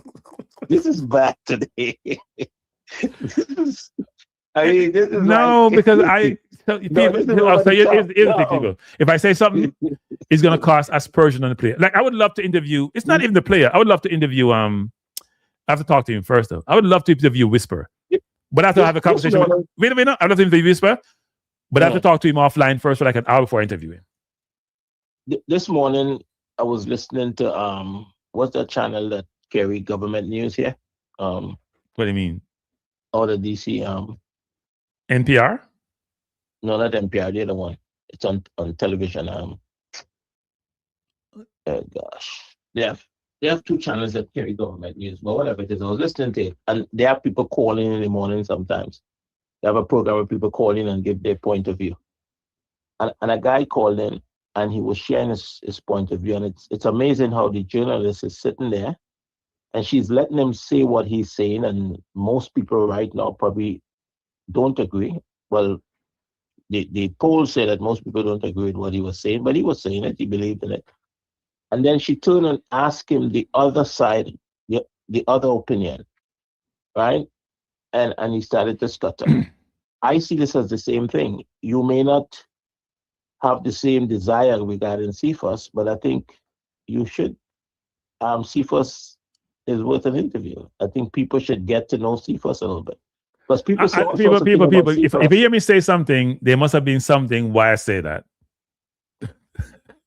I didn't just talk because I want to talk. But you also could be wrong though. Nah, I like I said, I observe people. How many times have you been around CFOS?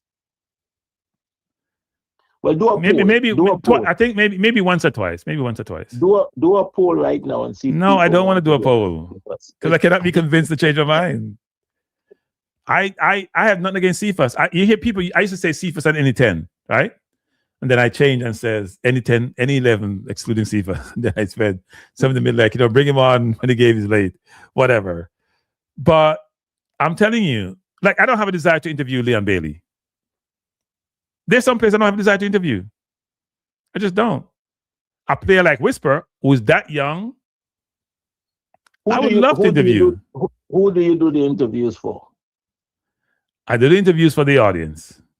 For the audience, right? Yes. So why wouldn't you do a poll? Why wouldn't you do a poll to see if the audience want to hear from CFOS? If the audience would like to know CFOS' story? And I suggest that other YouTubers should try to get that interview because I don't want it. Yeah, but this is your audience. You have 132 people watching. They may be interested in CFOS. I think maybe I need to do the poll. I'm not doing that poll. I think the people should put in the chat whether or not they want. The people in the chat can have their view, and I would suggest to them they go to another channel and ask the people there to try to get the interview. A lot of those guys don't do interview with some of these. They do interview like on that. What's that big channel in Jamaica? That's why I have to get to my 100,000 people. So you know what? I can do. People come to me for interviews versus the other way around. You need to stop beating up the man. Eh? C-SPAN. C-SPAN is the channel I was talking about. Thanks, Trackspec. C-SPAN is one. My audience is very informed. Anything you put up there, they can pull it up. I was trying to mention what's his name today, and they know Jimmy Hasselbank.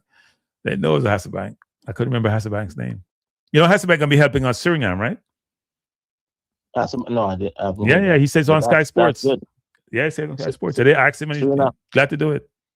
Suriname wants to be at the big dance, and Jamaica wants to be there too. Buy some tickets. Jamaica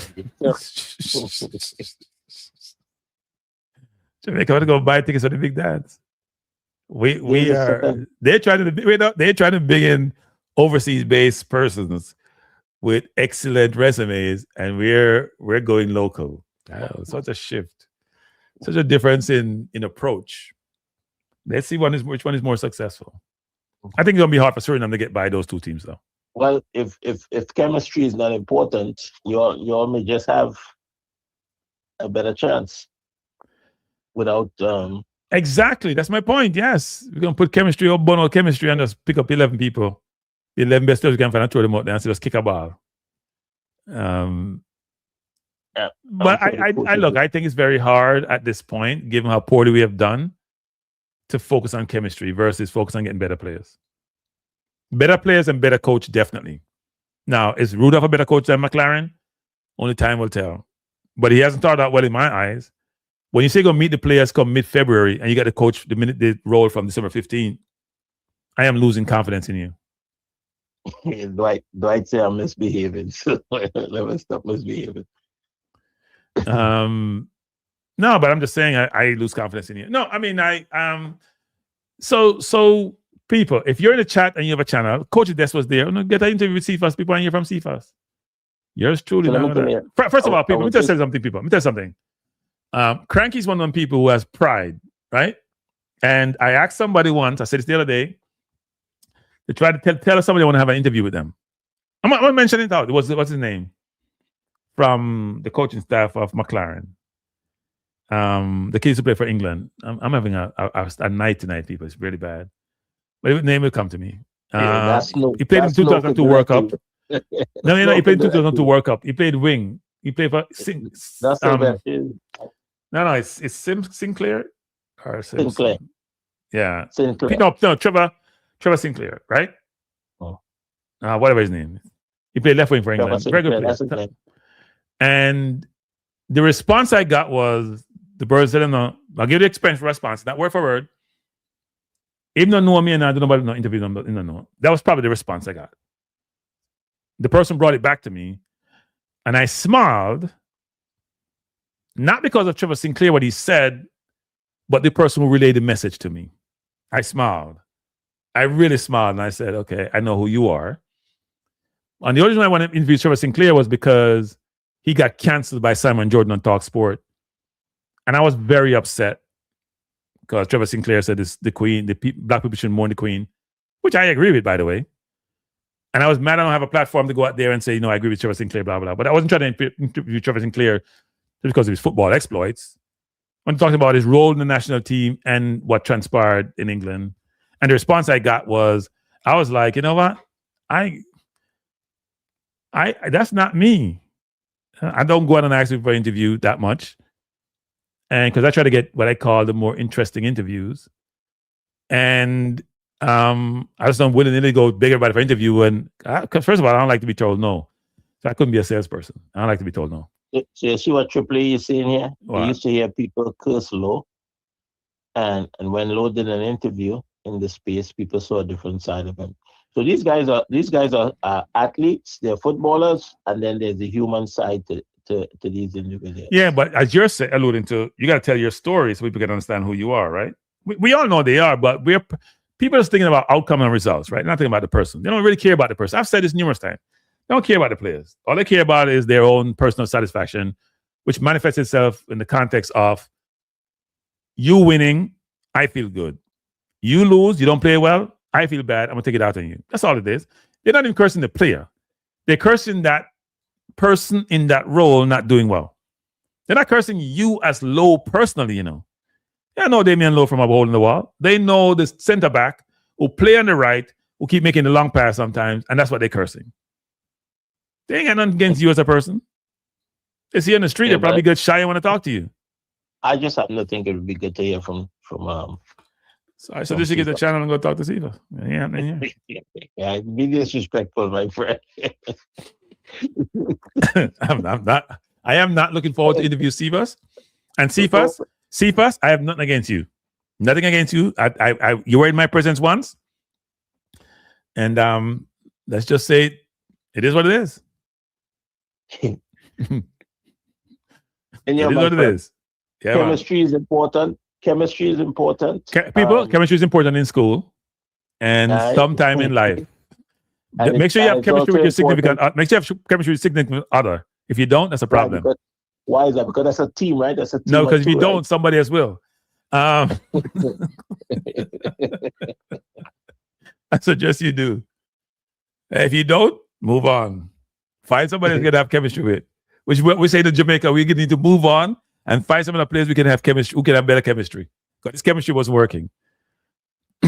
This chemistry wasn't chemistry. I know what it was. It wasn't working in the concept and no in the context of how it's meant to work. It wasn't working.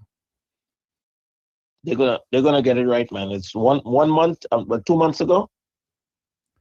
I would want to interview Trump. Damn, I said his name. I said I was not going to say his name, and I would want to interview the president. I would. My first question is, what do you think my first question would be before you go? If I interviewed the president. I don't know. So here's my question. I'm gonna get myself in trouble, Were you born a liar, or is something you learned to be good at? All I can tell you is those guys are not playing. Were you born just fabricating stuff? When you're growing up, was it that, what? Let's see who can tell the biggest lie and see if it can make it sound real. Were you born that way? Or did you just grow up learning to be proficient at it? Because I read an article today where I think it was in Washington, it was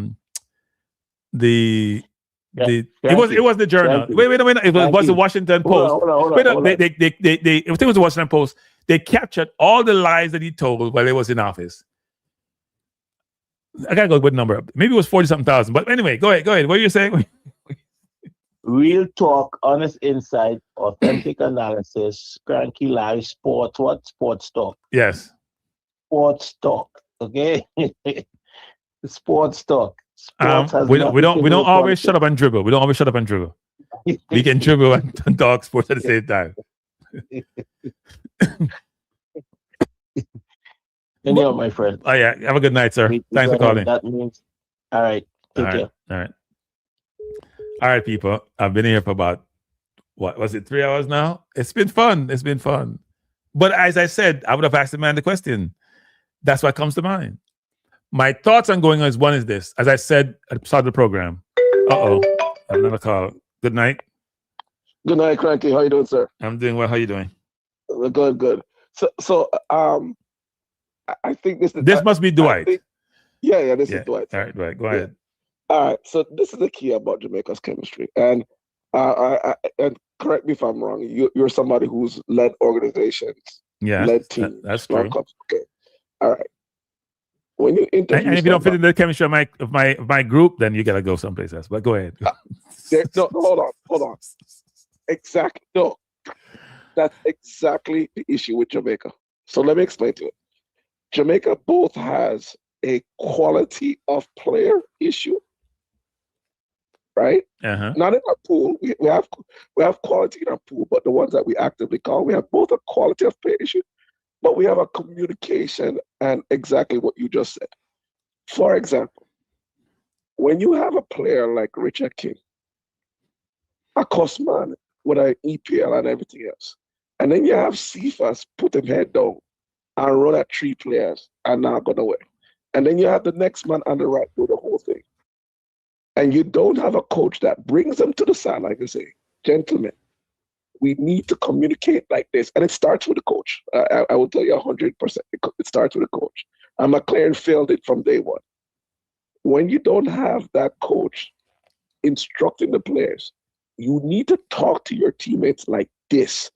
Because what you're pointing out is a weakness that the opponent is exploiting, then you have a problem. Well, no, I think what you're alluding to is was very evident in Jamaica team. You're right. The team, that's the point I'm trying to make the people though is that this team has been together for a little while now, right? They've probably been together. It depends on how much players you're talking about. A couple of years, actually. A couple of years. Yeah, 18 to 24 months. Yeah, right? Yeah. I don't see no chemistry. No, and part of that is because of McLaren. Because, for example, McLaren came in there. First interview, I don't want to go after young English players. That created a whole... The underlying comment of that said so much, it was bad. No, what the comment says is that I shouldn't be the man for the job. I'm conflicted. But then because in Jamaica, conflict doesn't really matter, so you allow him to stay. Hence, you have conflict on the field. Yep. No, the other thing that you spoke about that is key. Off the field vibes and on the field vibes. I might be, as you said, you might be working with a guy. You do the interview, and when you guys are doing the lunch interview, everything's good. The guy in the personal skill, the way he talks to the waitress, the way he works with the colleagues. But then when you bring him into office and you're talking about the task at hand, and something becomes a little bit heated in the business meeting, and you see this man head chip off. You're like, hold on a second. We can't have this guy in building the organization, right? That's the difference between on field and off field. Because just as you said, I understand what you mean by you don't want to understand Cephas. Trust me, I understand. And I don't know the guy personally at all, right? I understand what you mean because you already...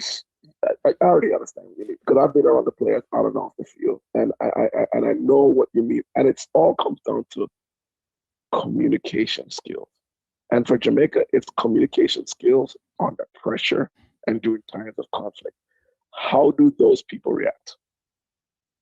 The other thing that made it even worse, when McLaren went up to the stands in the Gold Cup and said, "The lot of you aren't that good," I would have fired him right there. Yeah. Look, McLaren was never the coach. I mean, that's why I said the JFF, there's no accountability in the JFF because the same people get to make the same mistakes over and over again, and they have no penalties. There are no repercussions. right? The players with repercussions by getting cut. The coach get fired or they resign. Same people in JFF, and everybody seems to be missing a big point. Still there doing the same poor thing, the same incompetence year after year, and we have to live with it. Well, I think you and I can agree with something. Certain committee and certain people that were head of the chairman of the committee made all these hires.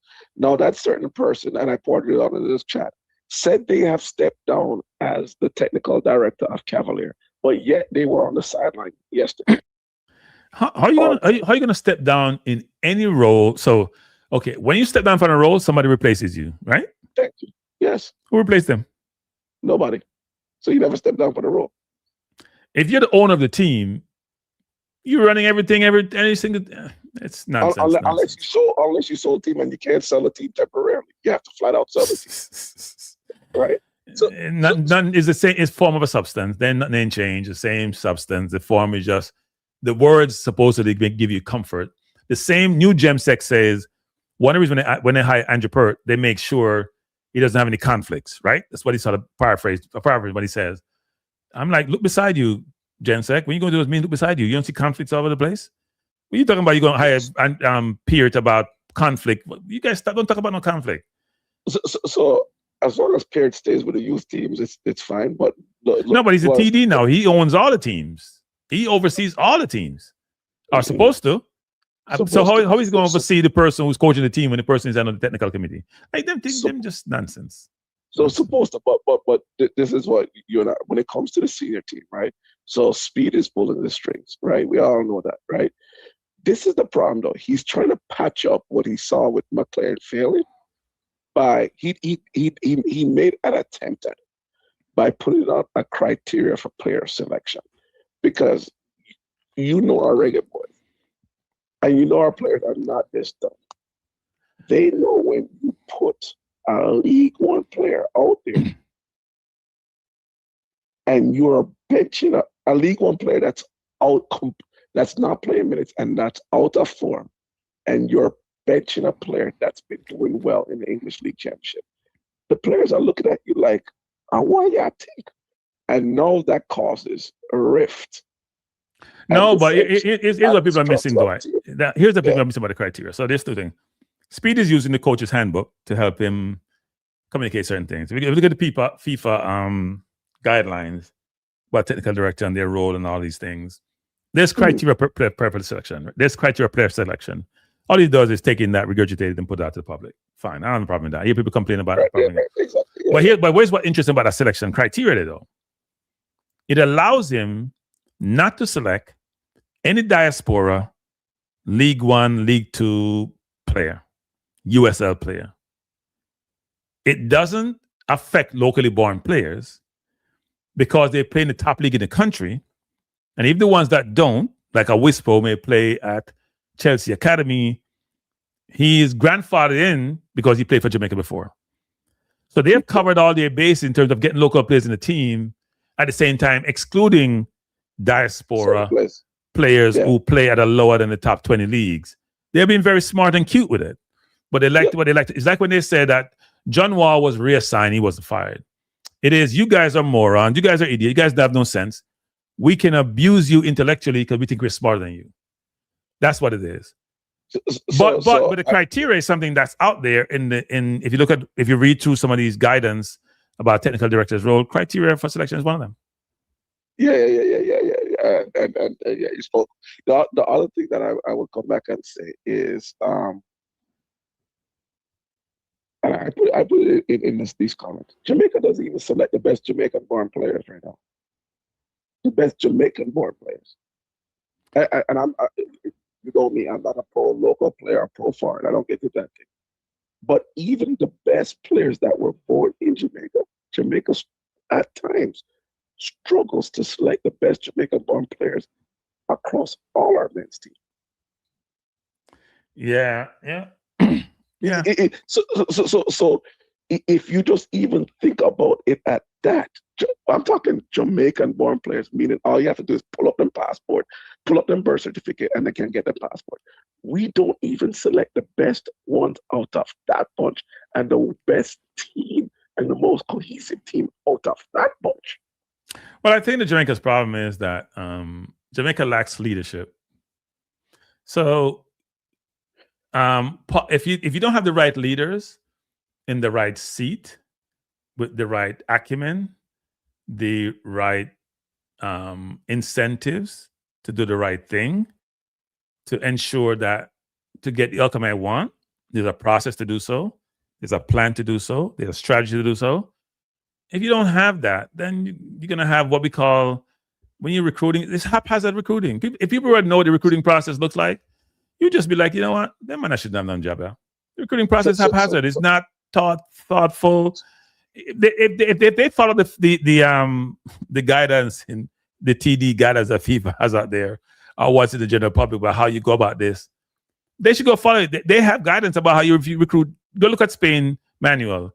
So the thing about diaspora players, for example, or young international footballers, all of that. Yeah, I mean, these people think through everything, and we have things to. We don't have to recreate the wheel for anything, but we do our own thing. So Cranky, I want to say something that's a little bit controversial and touchy. Anything that's run serious in Jamaica, that's run serious proper and has certain principles on it, usually 2-3 women are on that board, on that committee.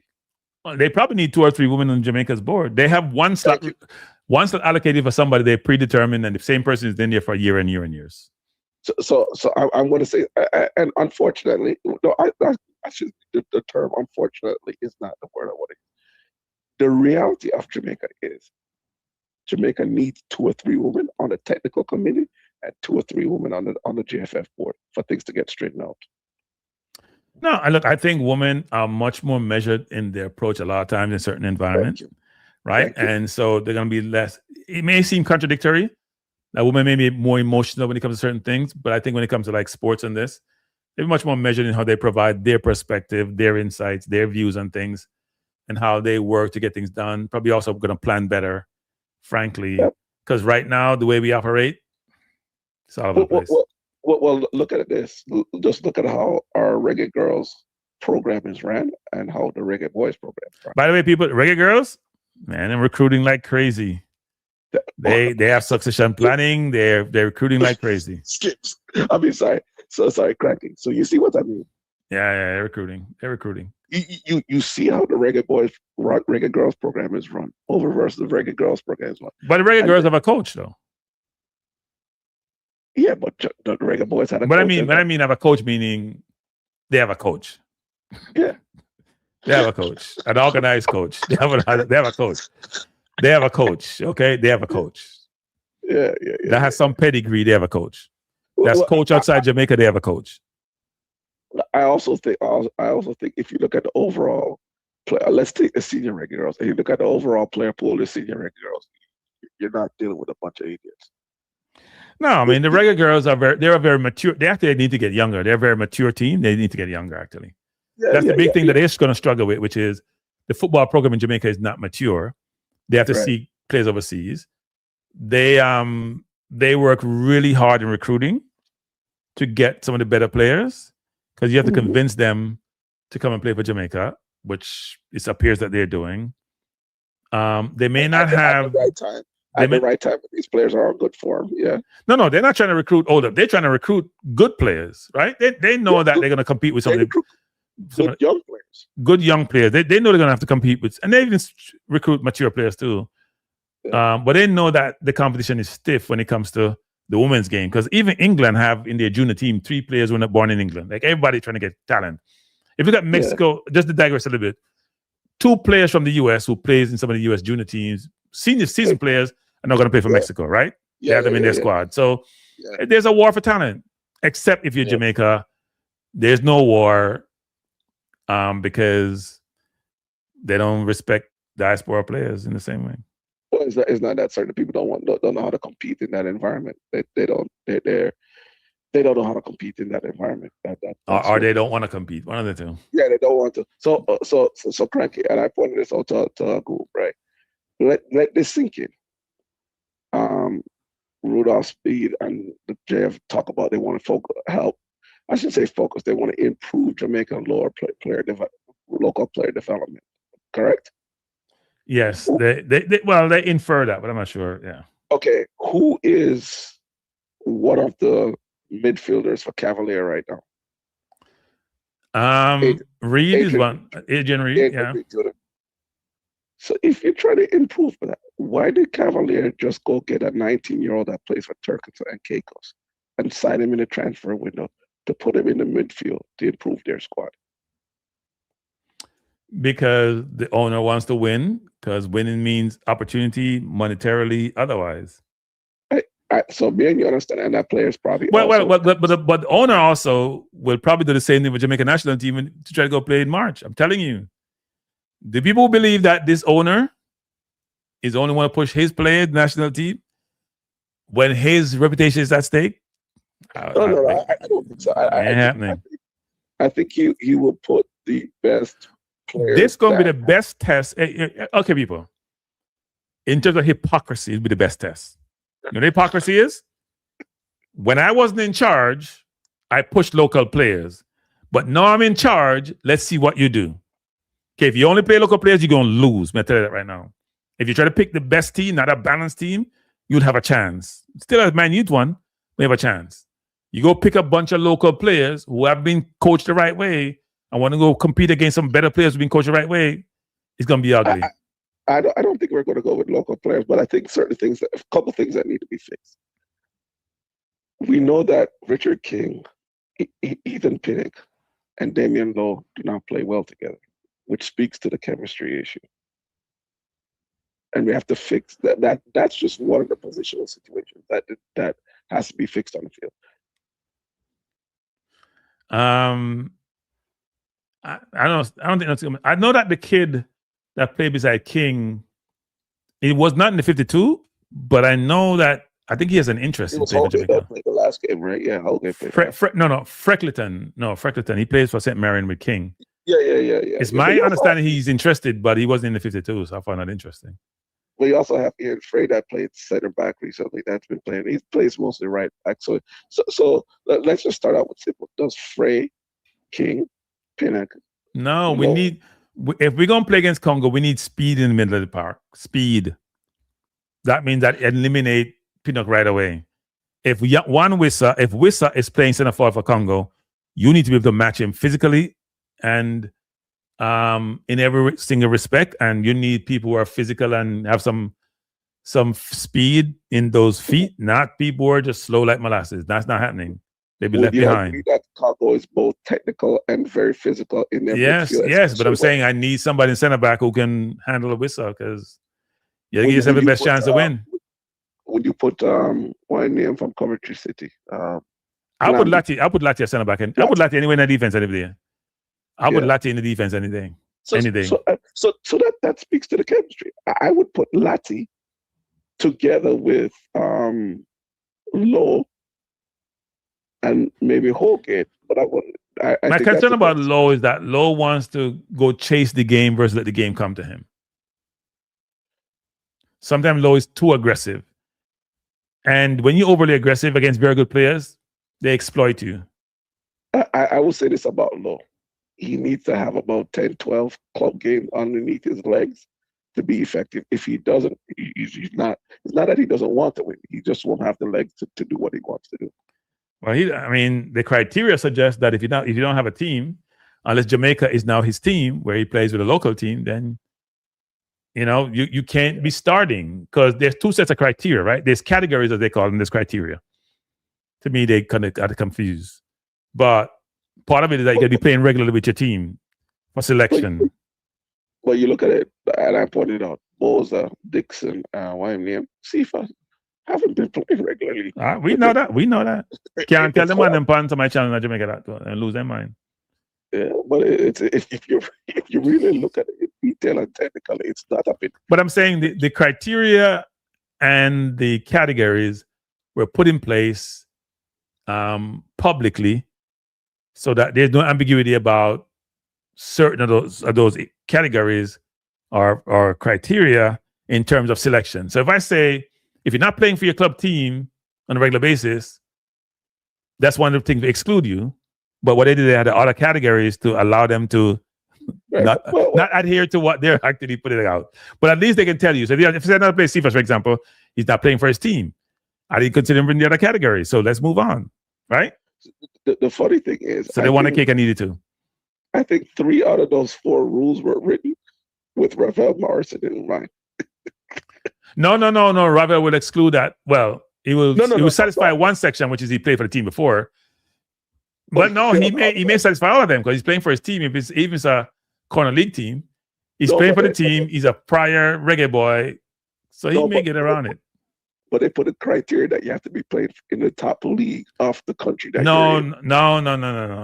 Who do you think that I think the top league of the country is not exclusive from you being a prior Reggae Boy or a person who's played for Reggae Boy. So they're at the same level. So why do you think they put that criteria in there, and who do you think they were targeting? I think they were putting it because you could play USL not the highest, right? The top 20. So I think what they're trying to do is exclude a lot of English players who play League One and League Two and still eligible to play for Reggae Boys. That's all I think it is. But it also excludes a lot of Jamaican-born players. No, it doesn't. Oh, you're talking about new players, potential new players. Yes. Correct. Yeah, because Reggae Boys play for the national team or they play in the JPL. So you could play in the JPL, which may be at a national league level, frankly, in England, and be eligible for selection versus someone who play in League One or USL. So you mean like a guy like Jamari Clark, who's back playing against Mobile United, he was going to get to the national squad in a friendly by playing the JPL, but he can't get in because the highest he's played in England. No, he could get in because he played in JPL. He could get in because here's the difference though. If you're in League One, you would play in Jamaica. You're not playing the highest league in the country, so you could get in. But if you're playing League One without playing in Jamaica, you wouldn't get in if you never played for the team before. Exactly, I understand. Yeah. So what they've set it up to get rid of the players who. It's semantics. It's semantic. Yeah. They know what they're doing. But they don't think that we can figure out what they're doing. Because we're not that smart. So let me do the right thing. So why doesn't he put a lot of criteria for the Reggae Girl selection? I think what they would say is a different coach, though. No, but as a technical director and general person who wondered, why could it? If you put out a criteria for the Reggae Boys, why do you put out a criteria for the Reggae Girls? I don't think it will be the same criteria, but I think that some coach have their thing buttoned down, and some coach want to show you that they're smart and they have thought through the process and they give you more information to say they're transparent, right? Yeah. But they have other things in mind when they do that. Yeah. They know what they're doing. That's all I say. They know what they're doing.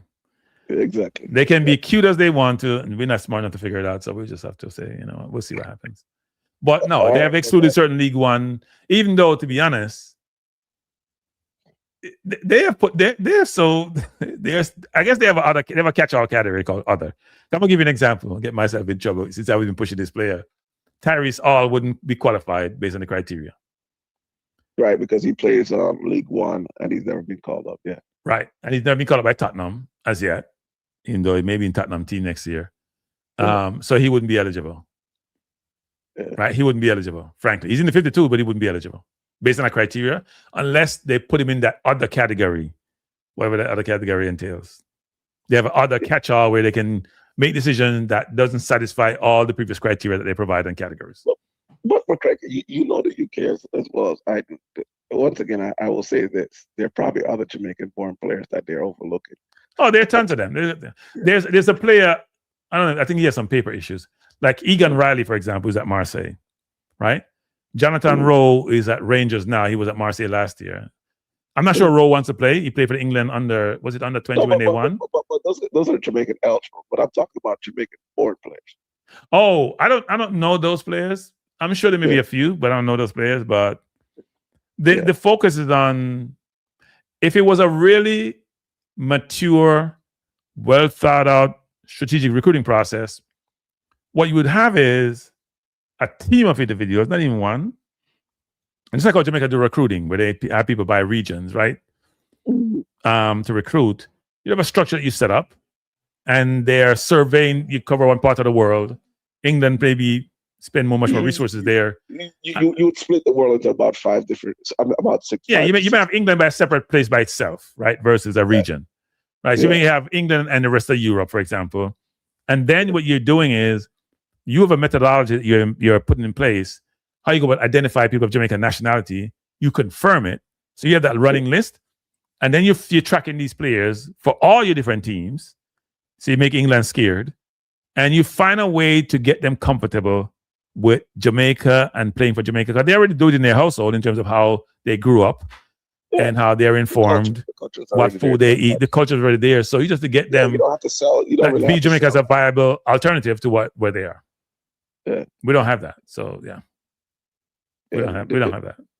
Yeah, this is, well, hold on. Just make it even simpler. We struggle with players who are top schoolboy players who might go to the US to go to school for a couple of years, and then they want to play for the U20 team, and we lose track of those guys.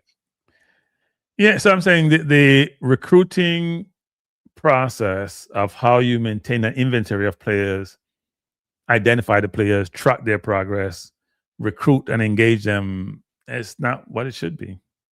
I think, or where you have trials where you know what, you have a way of communicating in that environment you're in, players and trials and all that. Because I can tell you, somebody was very upset once. Sent me a bunch of information where they're going to have trials. And it was at Man United. It was all organized to bring in players from all the top academies across the country of Jamaica heritage to consider tryouts to see which one eligible to play for Jamaica and can bring them in. And somebody in the JFF scrapped it. It's real simple because a lot of countries do it in the US, a lot of countries do it in France and Belgium. You just have camps in these locations. So that's all they do. Well, JFF will tell you they're going to get no money. And then you're gonna try bust a youth at Jamaica. So deny the youth the opportunity. so it may as well not even go there. So then they complain when these kids then want to go play for England or whatever country they're in when they get to be in the 19, 20, 21, where the opportunity there is much greater, where one cap can set you probably up for life versus playing in Jamaica, where you're probably, as what Robert saying, I get your money. Or you go to your airport and your ticket to buy it. Huh? So what they should do is simple. So they already picked up the first test. The same date period that you have the Unity Cup every year. Just do a camp every year. Do a camp. Yeah, look, there need to be people with strategic thought, part of the JFF, to work on some of those things. They don't want to do it. They just want to go local. We hear what Rice seems to say. If you get up on the diaspora, they're going to go local. Because the overseas thing has been failure, at least for the Reggae Boyz anyway. But it's even worse for the junior team because they're not talking about. Roy Simpson didn't talk about the under 20, under 17 that failed miserably, was mainly local players. He didn't talk about that. Did he talk about that? No. That the under 20 got how many love and the under 17 was given a whole easier zone than what the Reggae Boyz got, if you can believe that. Under 17 was easier. And they failed too. So yeah. Anyway. Dwight? Psycho. Yeah, man. All right, brother. Sense of respect. All right, bless up. All right. All right, everyone. Another marathon program, 3.5 hours. Appreciate you being here. Thanks for being here. Before I go, I want to say this again. At the inception of the program, I said the same thing tonight, which is we lost a very close friend yesterday. I'm sure when I wake up tomorrow morning, the first thing I want to think about, and probably last thing I'm thinking about before I go to bed, it's been very difficult for a lot of us who are friends with the individual. It was a sudden situation, unexpected. We're in a group chat today. Everybody was flabbergasted. They were shocked. They were disappointed. Very uncomfortable, actually, when you lose somebody who you care about and they've passed on and you just saw them recently and they looked healthy and everything was fine. They're no longer here. So my suggestion to each of you is tell the ones around you in your circle, you love them. Show them, not just run them out. Appreciate people, but also importantly, appreciate your time on this planet because it gets shorter and shorter every day. I know some of you are young and think they're going to live forever. And none of us are living forever. But enjoy your time. Spend your time wisely. Don't just spend your time in front of a tablet or a phone 24/7. Share time with your loved ones. Engage with them. Improve yourself. Enhance yourself. Every day should be a learning. Every day should be enhancement. Every day you should have a plan. Every week, every month, every year. And you're checking the box off to make sure you're achieving your objective. Appreciate you being here. Thanks for being here. Love having you. If you haven't hit the like button, please do so. If you haven't shared the channel, please do so. And if you haven't subscribed, please do so. We are on our way to 20,000. Help me get there. Thanks a lot. Peace out.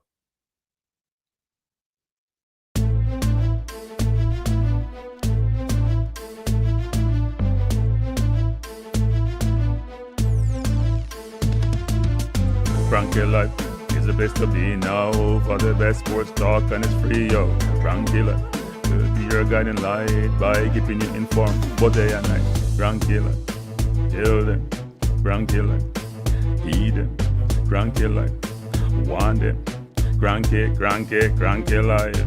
From the coast to the field, we'll never lose because Cranky has the hottest news. With expert analysis, we break it down. Our in-depth coverage is best in town. Cranky Life, tell them. Cranky Life, heed them. Cranky Life, want them. Cranky Life. Cranky Life, where the sports is spicy and where we keep the discussion lively. Cranky Life, get to know the name because Cranky analysis is never lame. Cranky Life, give me my Cranky Life. I want my Cranky Life. Must have my Cranky Life. Whether it's football or track and field, you know Cranky is at the wheel. So join the journey through victory and defeat and subscribe and don't miss a beat of Cranky Life. Tell them, Cranky Life. Heed them, Cranky Life. Want them, Cranky Life. If you're from England or USA, from Kingston or Bombay, from Kenya or Canada, Lagos or Havana, visit Cranky Life. Tune into Cranky Life. Like up Cranky Life. Subscribe to Cranky Life. Cranky Life coming to you on weekdays. Cranky Life sometimes on Sundays. Pull up a chair and take a seat because Cranky will always bring the heat. Cranky Life. Me say fi tell them Cranky Life. Me say fi heed them Cranky Life. On them Cranky Life. Cranky Life will be around. Cranky Life is the best in town. Me say fi heed them. Me say fi want them. Me say fi heed them. Want them, heed them, want them. Cranky Life. Cranky Life. Heed them. Want them. Heed them. Want them. Cranky Life. Cranky Life. Heed them. Want them. Heed them. Want them. Heed them. Want them. Cranky Life. Cranky Life. Cranky. Heed them. Want them. Heed them. Want them. Heed. Want. Heed. Want. Heed them.